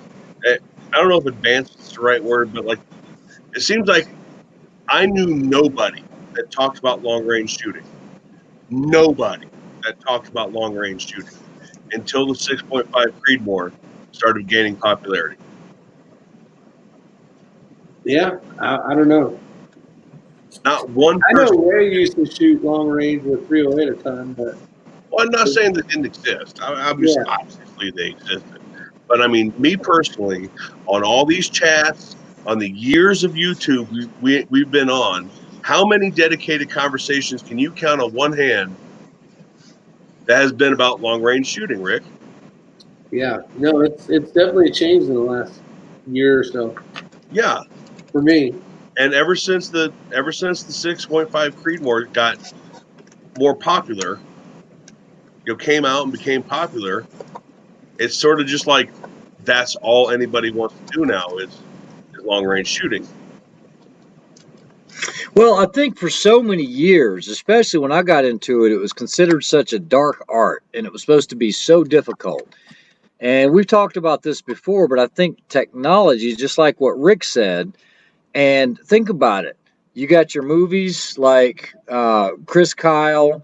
You had Sniper come out, and everybody wanted to be a sniper. I mean, I hate to say it, and I'm not trying to portray it that way, but it is what it is.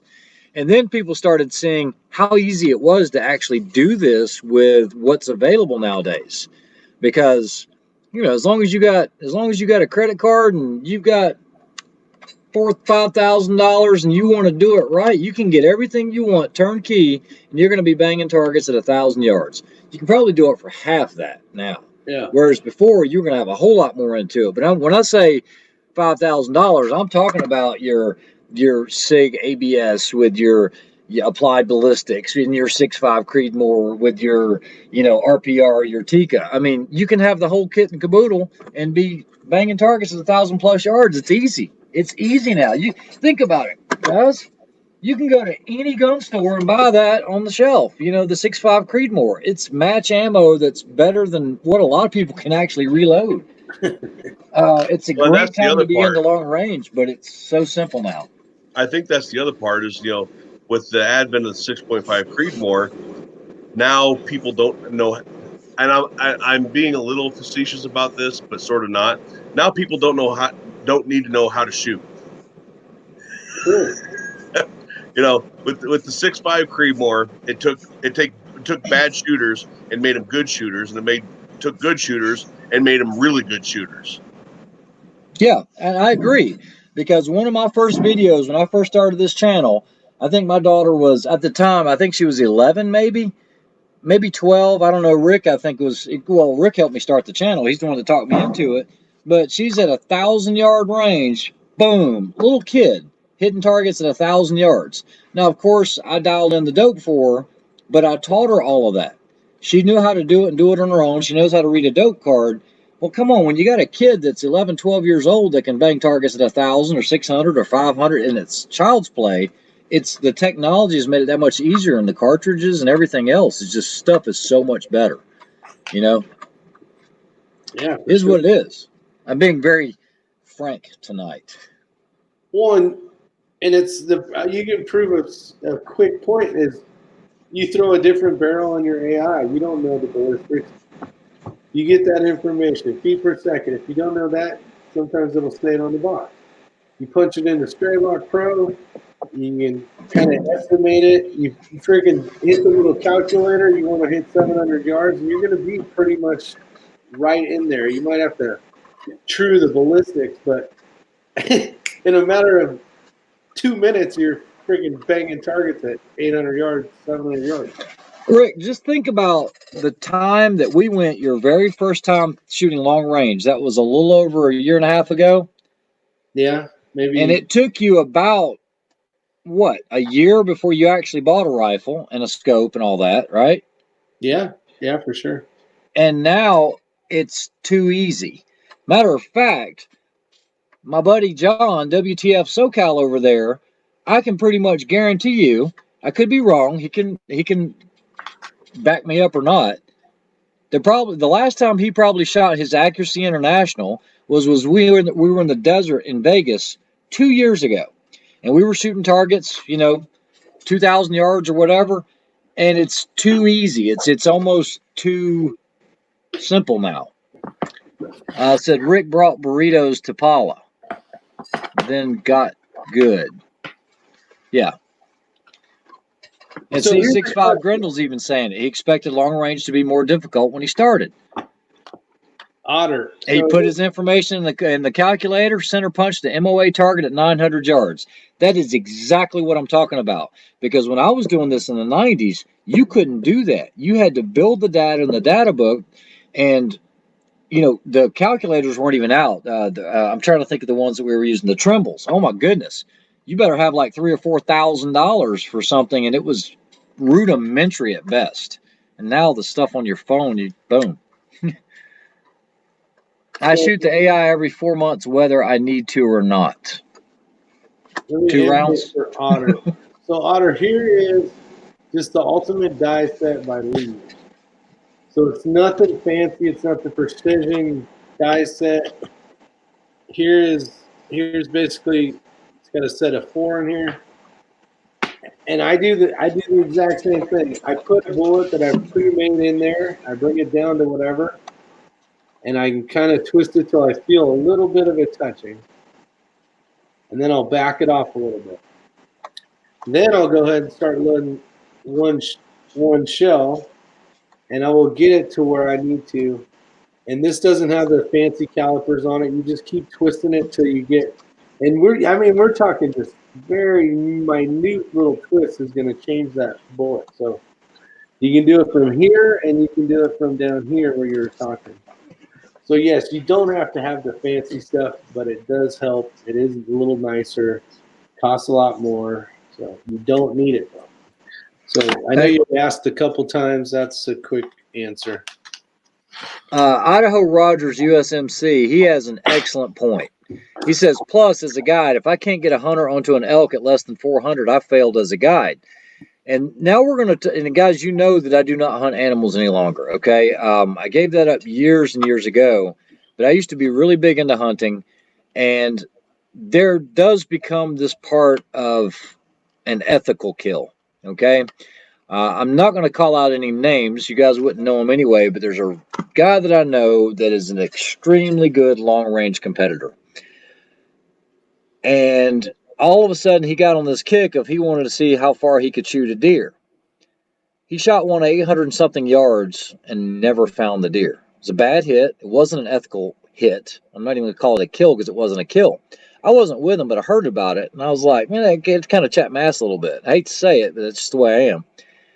And then he tried for another one at almost 1,000 yards. Same thing. Hit the deer, couldn't track it. It was a bad hit. So, taking precision rifles and taking shots that aren't ethical kills, I do have a problem with that. Now, I don't know if people are going to agree or disagree with me, but you got to know your limits. Kind of like that know your limits target. I'm not stupid enough to. Oh well. That's about the size of it. I know I showed it once before, but I'm not going to be stupid enough to try to hit that on my first shot at 100 yards, or at 100 yards with a 22 with guaranteed accuracy. And you have to know your limits. So, Rick, when we shot yesterday, if you were behind your Ruger, what is your limit that you know that you can get a hit no matter what? Well, depending on the ammo I'm running, because that is a huge factor with 22 long the rifles. best ammo you've got. I could go to 4 and feel confident. You can go to 4 and feel confident? Yeah.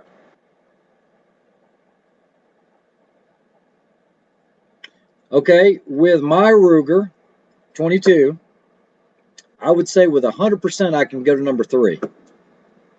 Me personally. That is not an ethical hit for me if I was going to be hunting with that Ruger, because I know the accuracy and I've seen you shoot yours. Yeah. Now, if we were shooting that Kimber 17, I'm pretty much going to guarantee you I can hit that one with that Mach 2. Yeah. I feel comfortable to here. Well, I was hunting a steel target, so it didn't matter. Correct, but this is where it's all going back to. You have to know your limits. Well, here's the thing about hunting. Part of hunting is called hunting. It's not sit on top of a hill and wait 4 miles away as a deer either. You got to be able to, stalk and get closer and call it in. And all now, see, you're talking about something that people don't really do a lot of. Well, I'm not going to speak for everybody because there's a lot of different regions on the East Coast. But what I've seen in North Carolina, South Carolina, you're going to get up early in the morning, you're going to take your four-wheeler, you're going to go up into a tree stand, and then you're going to wait until something crosses a clearing. That's the way they hunt over here, for the most part. Is that hunting, Rick? No, it's called getting food for the freezer.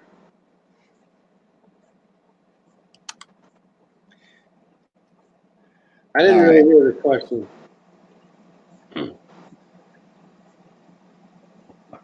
Sweating bullets reference.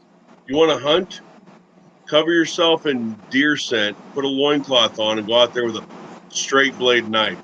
There you go. There you go. That's it. Go out there with a sharpened rock, buck naked, covered in deer urine and see what happens. Yeah, you're gonna get raped by a buck. And then tell me about how manly you are for shooting that deer. I got no problems with hunting, by the way. Night, Tim. But yeah. Yeah, Nope, even nope. Eric agreed. X-ring nailed the North Carolina, South Carolina hunt. That's what people do.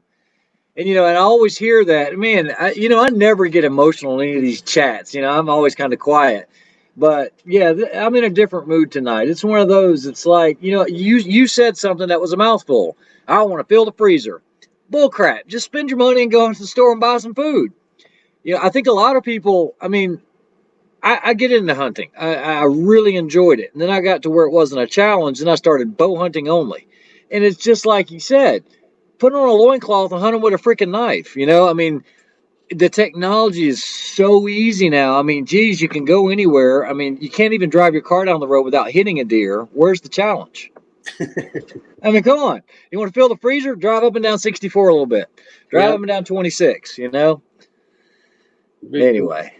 If your rifle is simply a 1.5 MOA accurate rifle, regardless of how good you shoot, you're ignoring wind and mirage. Then the best the rifle will do is 13 inches at 800. Yeah, and that's the best. That is taking out the wind. That is taking out all the other stuff. The nerves and all the other things. Correct. Yeah, predator hunting challenge. And okay, and is it Mike or Mark? Who? RTT Guns and Gears. Matt. Matt. Okay. I was wrong on all accounts. Matt, just like Matt. Okay. Okay, so because you've done it. You were talking about kicking doors in and everything else. You can take some of your best marksmen and you put a little bit of pressure on them and everything changes. You get bullets running by your head, everything changes. Okay? Yeah. And we're not talking about hunting, because hunting, that deer's not shooting back at you. But you can still induce that stress, okay? That buck fever, whatever, Rick was just mentioning that a minute ago. And that guy that's shooting his 1.5 MOA accurate rifle, as Todd said, regardless of how good of a shot you are, you ignore the wind, you ignore the mirage, the best you're going to do is 13. But you add a little bit of pressure, that's probably going to go to 20. Then you got to add the elements. It's crazy how it works. And, and I don't want to say this just because somebody else has said it. And if you've been to the training, I'm sure Matt's heard this before. You will never rise to the occasion. You're not going to shoot better than you normally shoot just because I got some stress. You will always go the other direction.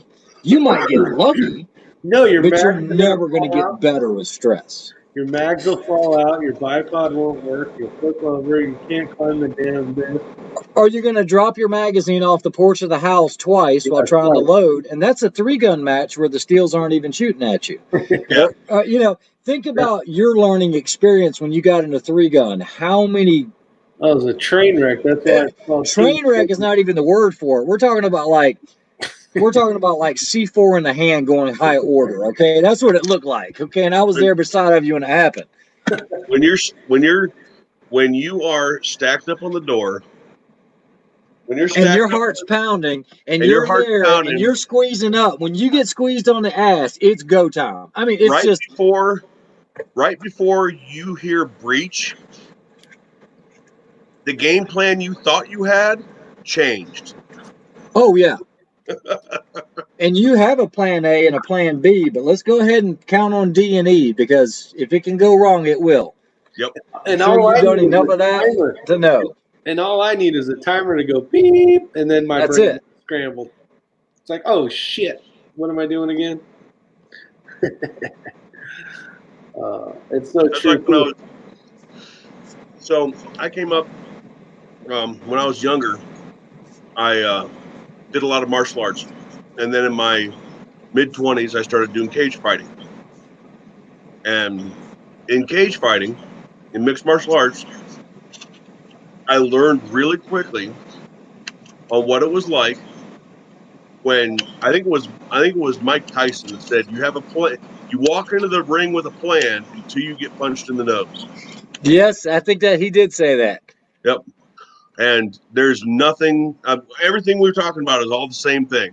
Yeah. As soon as you get punched in the nose, your game plan changes. Yeah. That's so awesome. Yep.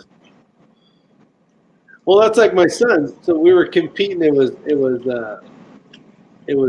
Ray and a different Matt, not Matt Resist the Tyranny, and it was me and my son competing against Ray and Matt. And man, as soon as that timer went off, which was just us hitting the clock button, but he knew he was under pressure. Man, those bullets were flying out of that bolt action and nothing but misses. It's like, yeah, you're never going to miss fast enough. And I see these things where a lot of people second guess. It's like, well, those police officers shot 46 rounds, at one guy, and they only hit him once. Well, have you been shot at? What is it like when you've got bullets going past your head? Typically, okay, it's not going to be any of this punk, punk, punk, punk, punk, and you're going to stand right there. It is literally, you're getting behind cover. You're trying to get rounds in the direction that the rounds are coming towards you so you can get that cover or concealment, whatever it is, so that you can be in a better position to attack from.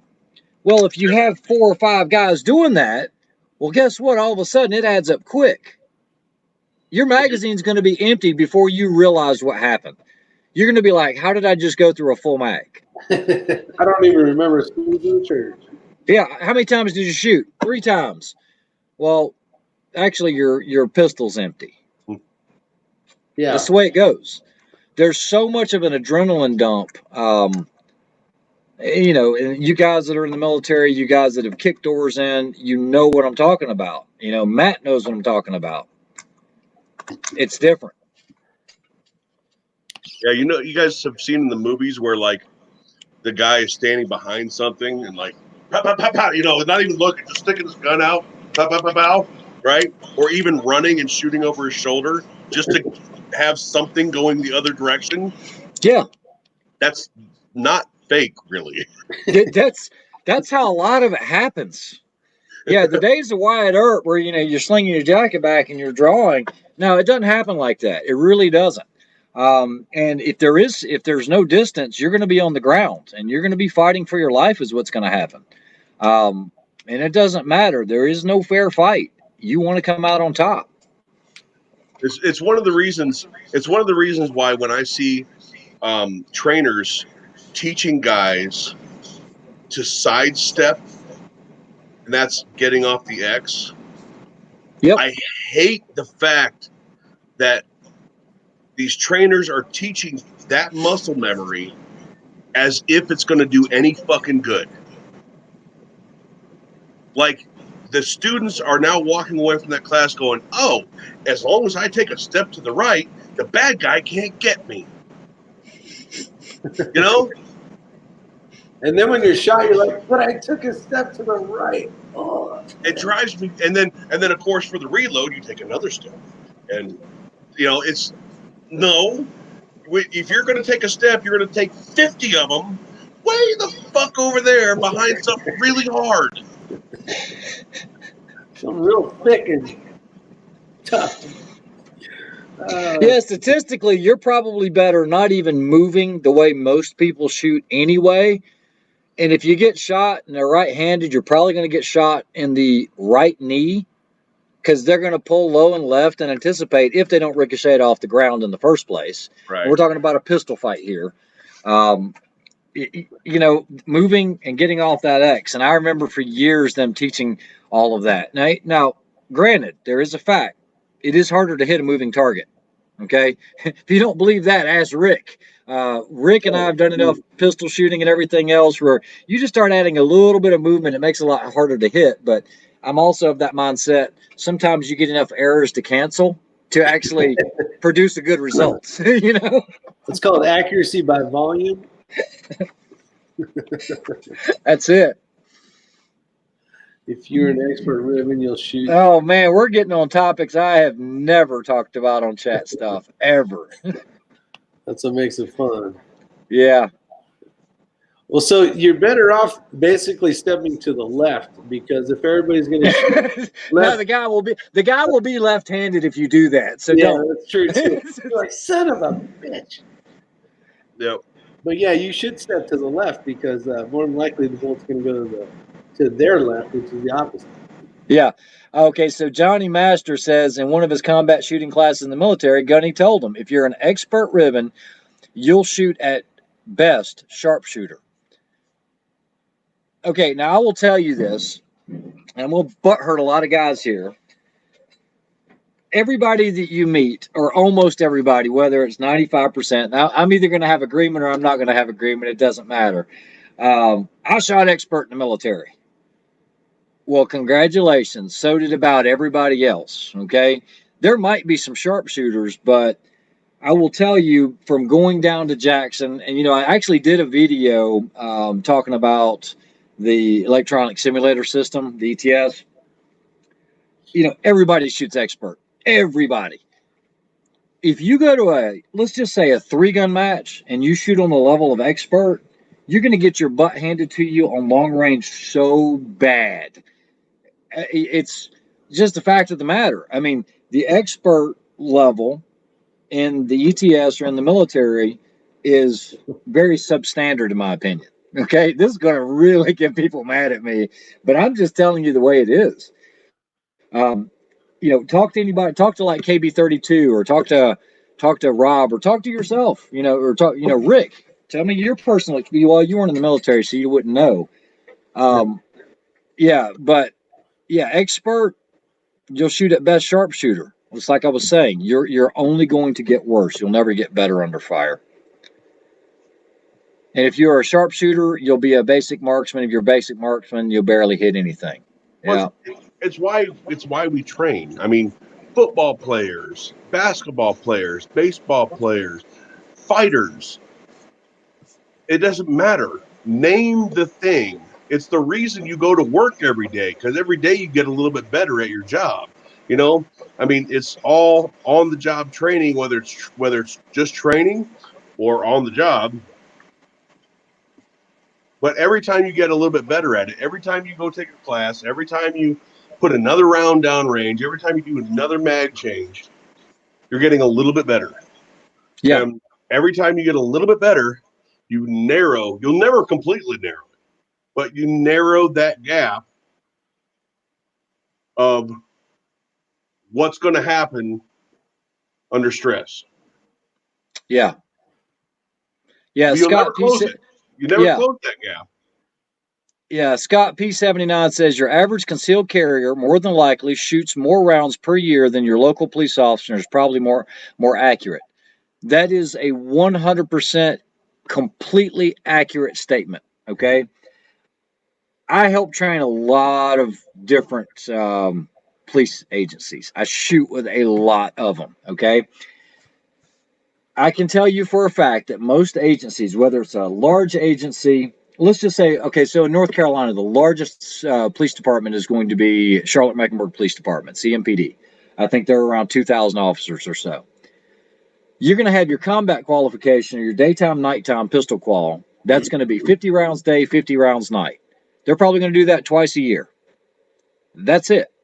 There will be that select group of officers, and when I say group, we're talking about 0.5% that might actually shoot for fun. Most of them could care less. It's just a tool. They just want to qualify. Everybody else, it's there. They probably haven't cleaned the gun since the last time they qualified. You go to these smaller agencies like you'll find up here in Western North Carolina and everything else, there's a couple guys, and the Redneck Prepper just commented on it. He goes, unless you're a good old country boy. All right. Look, I was born and raised in the South. I'm more of a country boy than people realize. But the people that grew up around guns, grew up around hunting, those guys typically are going to be better. But you get some people that get in it. They do not practice. They do not train. They show up for quals. All they want to do is make that 70, unless their agency says 75. When you were in, I don't know if you're still in, Matt, it was a 70 qualification? No? He's shaking his head. I'm sorry. I had walked away. I didn't catch most of what you were saying. Yeah, what I was saying is somebody had commented about your your normal everyday concealed carry holder that shoots more than your Oh police yeah, officers. yeah. I heard that. Yeah, that's absolutely Yeah. So accurate. what I Yeah. was asking is when you were on or in, what was the minimum qualification to pass to be able to carry your firearm? 70 or is it 80? I was never a cop. Oh, okay. All Yeah, I right. wasn't. I No, wasn't he a was cop. in the military. Okay. So in law enforcement, they have a minimum qualification. So it's usually I think it's 70. Now, 80 though. I think it's every state is different. Now, if you're on CERT, if you're on SWAT, or if you're on some interdiction team, they might make that go up to a 90. Okay. A lot of agencies have gone to P and F. That way, one officer couldn't say, well, I'm better than him because I shot an 82 and he shot a 80, and this guy shot a 78. So they said it's pass fail. And a lot of departments went to that pass fail, which sucks. How are you supposed to be able to work with that officer and know where he's actually at when all you do is look back at his scores and say, okay, well, he got a F and then he P and then P and P and P. Well, what is P? What is it? Is it a 70. 71 or is it a 98? There's a Yeah, huge difference. huge difference. Well, and that's the same thing for the department that I work with. They have their own shooting range, and it's right next door to the fire station, and I'm over there all the time. And I'm like, how'd the guys do today? They're like, they didn't do so well. And I'm like, these guys have the ability to come in before work, after work, every day, and they can shoot a box of ammo, 2 boxes of ammo every day if they wanted. And 99% of them will not spend the time and energy. And they're the ones that are freaking barely passing. I mean, I could honestly say, without being an asshole, I could shoot probably better than 2/3 of their department. But I enjoy shooting. Of all the cops I've ever worked with, on for various reasons, I've never had one teach me anything. I mean, okay, well, okay. Not counting SWAT. I've worked with a couple SWAT guys out in the field down here, and some of those guys are as good as you may think they are. But I've never had a regular cop ever teach me a thing. And that's usually the case. It really is. Okay, so I'm not going to give out the range that I was at, but there were two different agencies there, and I was working with one agency. There were two NDs from two different agencies in the same day towards the control tower. Okay, we actually have bulletproof glass that separates us from them. Okay, and technically, when you're doing this, you have to have basically a flak jacket on. That's what you need. Okay, I'm not talking about just your regular body armor. You want a big something. You need a helmet and everything else out there because they become so comfortable with it, but they don't really train because I carry a pistol every day. But man, it was the world's worst. But literally sitting there in the control tower, we got 3 pieces of bulletproof glass facing us. Guys loading his pistol, pow, 3 feet away. 3 feet away towards the control tower. Well, anytime that happens, there's a lot of paperwork that gets involved. Yeah. Another agency comes in that afternoon, same exact thing. It was almost like you just took the day and rewound it and then played it again because it was almost the same location and they shot it directly towards us in the control tower.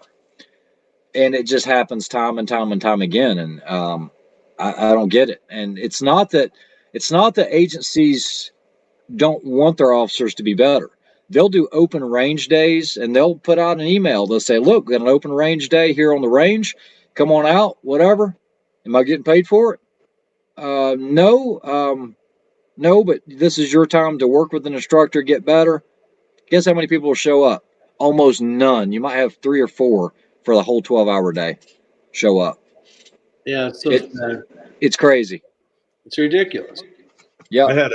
I had a cop. He was a sheriff, and now, granted, I'll give him this. Most of his sheriff's career, now he was a regular sheriff, but then he got put into the prison system, and he became a corrections officer. So that's sheriff's department. I don't know where you guys are at, who runs the prisons there, but the sheriff's department runs it here. California. So probably half or more of his career was in corrections. The other whatever's left over was being a sheriff's deputy. And I was running a class, and it was just like a basic pistol, my Pistol 1 class, for women only. And it just so happens that he came with his wife, and he was just going to stick around and just watch and shit like that. And I told him, I was like, look, dude, you can join in, right? I'm thinking, you're a 20-year cop. I join in. I'm not going to have to pay attention to you. This dude's out here teacupping, missing the target. Like I'm looking at, like I'm doing like double takes. Like he gets up on the line and he does like this number. Like, did you do the Charlie's Angels first? Yeah, all bent up, teacup and shit. And I'm like, I'm seriously confused. I'm like, this dude's got to be fucking with me, you know? Wait, I got to get the leg up. That sucks, Matt. Now I got one more asshole to watch. Right? 6'5" Grindle makes a great point. Is there a difference between a doctor that has a 4.0 GPA or a doctor that has a 2.0 GPA? They're both doctors, but which one do you want working on you? Okay, exactly. Yep. I always heard it that what do you call the guy that graduated last in his medical class? The doctor. A doctor. Yeah. Yeah. And the worst part is on their little, their cool little plaque that they hang on the wall, it doesn't say 71%. Yeah. It doesn't say 99% either. Well, let's face it. I mean, the chances are most officers are going to get killed in a car or a police car or an accident than they are by firearms anyway. They need to put a lot more training on driver's training than anything because, I don't know, every state's different on what they get, but that's where most of your officer fatalities come from. I'll tell you what, Tucson Police Department, I've worked with Tucson Police Department a few times when it comes to crowd security. One was a big political rally. Well, a couple times there was big political rallies here in Tucson. My group got hired to do security, and working with TPD, they then did outer perimeter security and let us take care of everything in the middle. So they're really good to work with in that fashion. But what they need to do is they need to teach their goddamn traffic cops to stop running out in the middle of traffic. Because I was passing by a wreck the other day. Didn't even think about maybe they wouldn't want me in the lane I was in, because it's not like there was a flagger there or anything. And this cop almost jumped out in front of my car. I'm doing 40 mile an hour. Yeah. And he just about jumps out in front of my truck like, what are you doing? I'm like, put some cones up, dude. I mean, I don't know that you don't want me in this lane. If you ain't parked in it, I'm going through. I'd have ran his ass over, and that dumb motherfucker would have had a parade funeral in Tucson. Yeah, so another thing too is, like when officers are in their vehicles, talk about distracted driving. Okay, so they're driving, they're going to a call, they got an MDT, or what used to be called an MDT, they got their laptop over here, they're running plates, they're taking calls, they're looking over here, and that it's a recipe for disaster. Now on top of that, you have them running code, and they're trying to talk to dispatch, and they're trying to look at the computer to get the address if they don't know where the address is at. That's where most officer fatalities come from. I used to teach a lot of law enforcement driver training, a lot of it, and not on a law enforcement level, but everybody that follows my channel knows, they've heard it on the chats. I taught professionally for BMW, and a lot of the stuff that we taught Secret Service. We taught, I think D. Young's actually on here. He knows who I am. Secret Service, FBI, Highway Patrol, Department of Defense. And we taught them stuff that was well outside of the box. I mean, high-speed pursuit schools and everything else. So, this is the thing. You get a recruit or you get a rookie that's on, and he's ridden with his FTO, and he's on his, let's say, his first month or so, and he gets his first e-traffic call. Now whatever, he can run as fast as he wants to go. Well, that's when things are going to go bad because most of them don't have any high-speed training at all. And that's when things get exponentially worse. And that's what they need to concentrate more on. Yeah, I do understand they need to work on firearms as well, but the high-speed stuff is what kills them. You want to see some high-speed drivers? Go work with Border Patrol for a little while. Those guys, they're either napping in their truck or doing 100 or hauling ass. Yes, there is no in between. They're either napping or flying. Yeah, I totally know exactly what you're talking about. It's Like I I was on a winding road, dude. 0-0. I'm on this dirt winding road going around this mountain, heading down to the border. I've already called Border Patrol. They know exactly where I'm going to be, right? I'm like really being gentle around these things. It's a loose gravel dirt road. There's no railing, and we're 4,000 feet in the air, right? And it's a straight cliff drop off. Here comes this green and white. Right? He comes right around me, kicking stone and dirt up everywhere. Gets right next to me, stops. He goes, "Did you see it?" I can't remember what color it was. It was like a red SUV or something. Did you see a red SUV coming through here? I'm like, no, not yet. He's like, what? You see him back there? Come back and find me. They're chasing somebody. And whoa, they're back. He goes. Like I said, I'm doing like 30, like my grandma. Like, this sucks. That's awesome.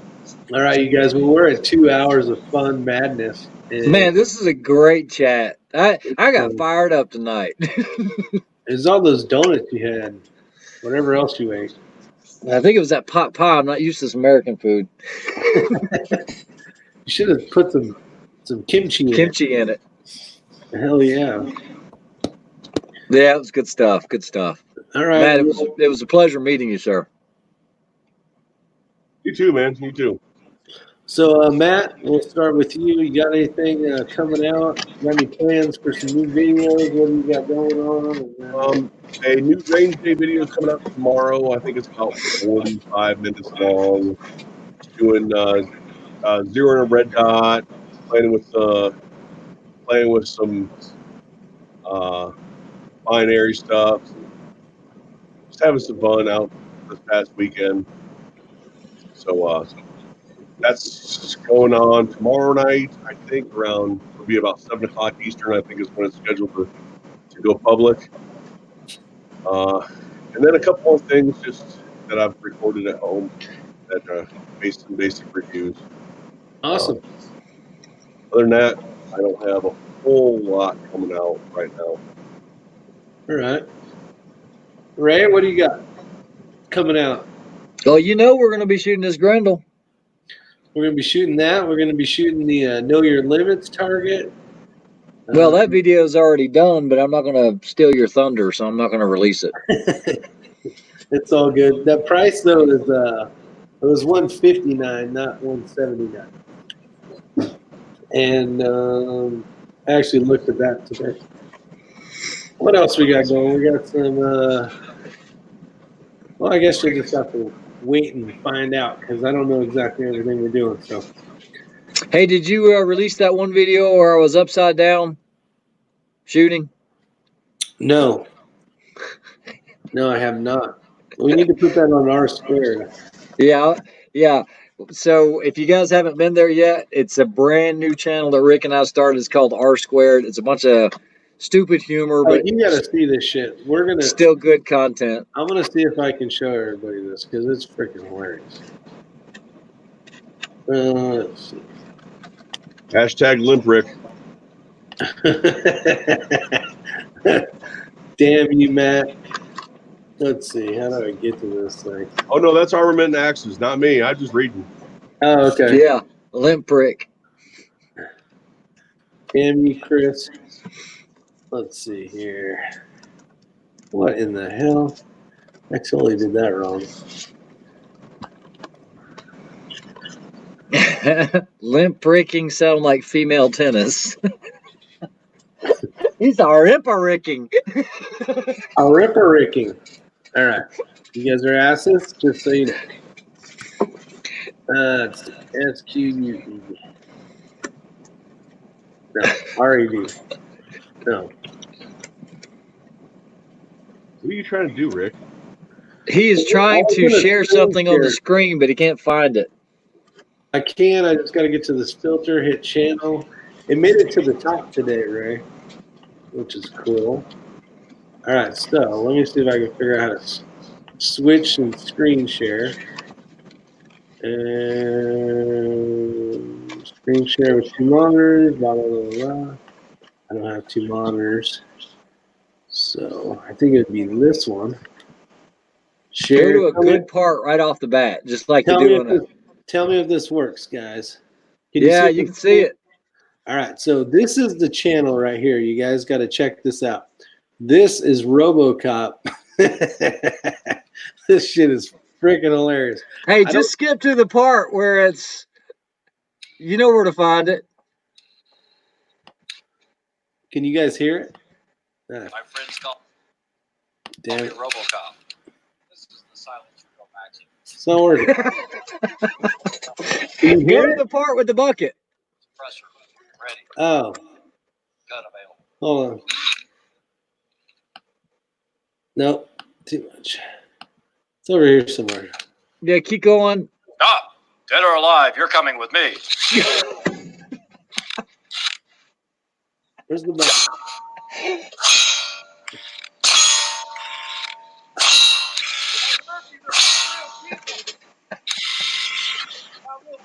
My friends call me Murphy. You can call me RoboCop. So I have a DeWalt drill in my hand making the motor noises. You can see it right there. Where the hell is the thing at?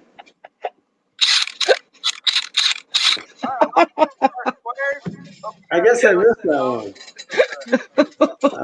Here's the part you guys want to see right here. Hold on. Because I have a feeling All right, we're here going we through go. this. Why is it so damn small? Why is it so damn small? I cannot see it. I can't find mine. All right, so I'm fishing here.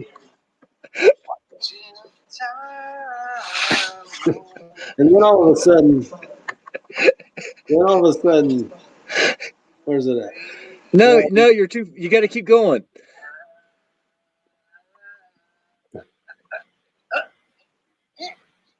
Maybe It's too early. You got to keep going, man. Here we go. Oh, this is a. Oh. I thought that was it. American No, 9mm, 147. I am crying over here. Can everybody hear it? If I just had some bait, I guess I need some more bait. Oh, there's some bait. All right. I have a feeling. Matt was off your guys' bromance channel earlier. There's actually good content in here, but this is my favorite part.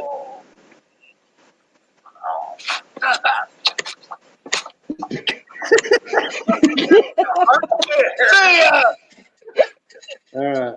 I broke glasses. So that's some of the stuff you'll see on R Squared. You would never see that on X-Ray, ever. No, and that's where I guess I should have grabbed the link. Shit. Damn it. All right, hold on. Hopefully it's still there. But it's that's some of the fun stuff. The new channel, if you guys get a chance, check it out. He's the second person that's asked if we've been eating mushrooms out here. Because somebody had commented the other day, he's like, "You guys do any shroom hunting?" Nope. All right. Hey, you only get to do this trip once. Enjoy it. Make the best out of it. That's right. All right, here's the link, everybody. If you haven't got a chance, go over and check it out. I Yeah. want to see you guys. I want to see you guys like tase each other. Oh, we can make that happen. I can at least tase him. Well, that's all that really counts. I mean, that's really what I was getting at. Was I want to see you tase him, but it sounded better if I said each other. Yeah, that was being a little more nice. Yeah, I have a feeling Rick would come back with some kind of like fire extinguisher. Well, that's the fun of it. Yeah, we can make that happen. We'll try something. Oh, That's the first thing I thought about when he was flopping around on that table. It's like, man, if you just tased him, it would he'd done the same thing. Exactly. Rick, you don't want to go down that road. I'll be throwing in flashbangs and everything else. Hey, I'm going for Hey, you guys, watch this. watch this. And then it'd be, watch this as Ray holds a pound of C4 in his pocket. Let me show you something. Turn left Rick into stiff Rick. I'm seeing R squared turning into Jackass. Yeah, that's pretty much it. Pretty much. Yeah, we need to blow some shit up. That's for sure. Bring out the less than lethal 12 gauge shells. Abigail says flashbang test. Yeah, we can make that happen, but those are controlled devices, and I wouldn't know where to get one. So, Although Although you can get simulators. a 30 millimeter grenade launcher. Well, Yeah. I'm sorry. It's not a grenade launcher. It is a wildlife. What is it called? Disbursement device. Disbursement device. And you can get flashbangs for those. Yeah. Yeah. Yeah. I've used those. I actually posted, Rick, you may remember the video of because we were using one of those for breaching at one point in time for training. And it was tink into the room, bang, enter. And but yeah, that's it ain't, it's no bullshit. yeah, that'd be cool. I'd be up for some stupid shit. Might as well. I want to get our channel to 1,000 subscribers so we can get it monetized, though, so then we can make some crazy stuff and maybe make $5 off it. Yeah, man, I tell you, there's some footage that I can get, but we could never put it out. That's the thing. It's all controlled stuff. But yeah, maybe I can make that happen. There you go. We just had to cover faces and all that. We'll talk about it. We'll talk about it. We'll talk about it. We'll make something interesting. All right, man. All right, well, let's get done here. So, with that said, we appreciate everybody showing up, and we had a pretty good crowd. We're down to 26, which is still pretty good. But you guys take care. Have a safe night, and see you on the next one. Hold on.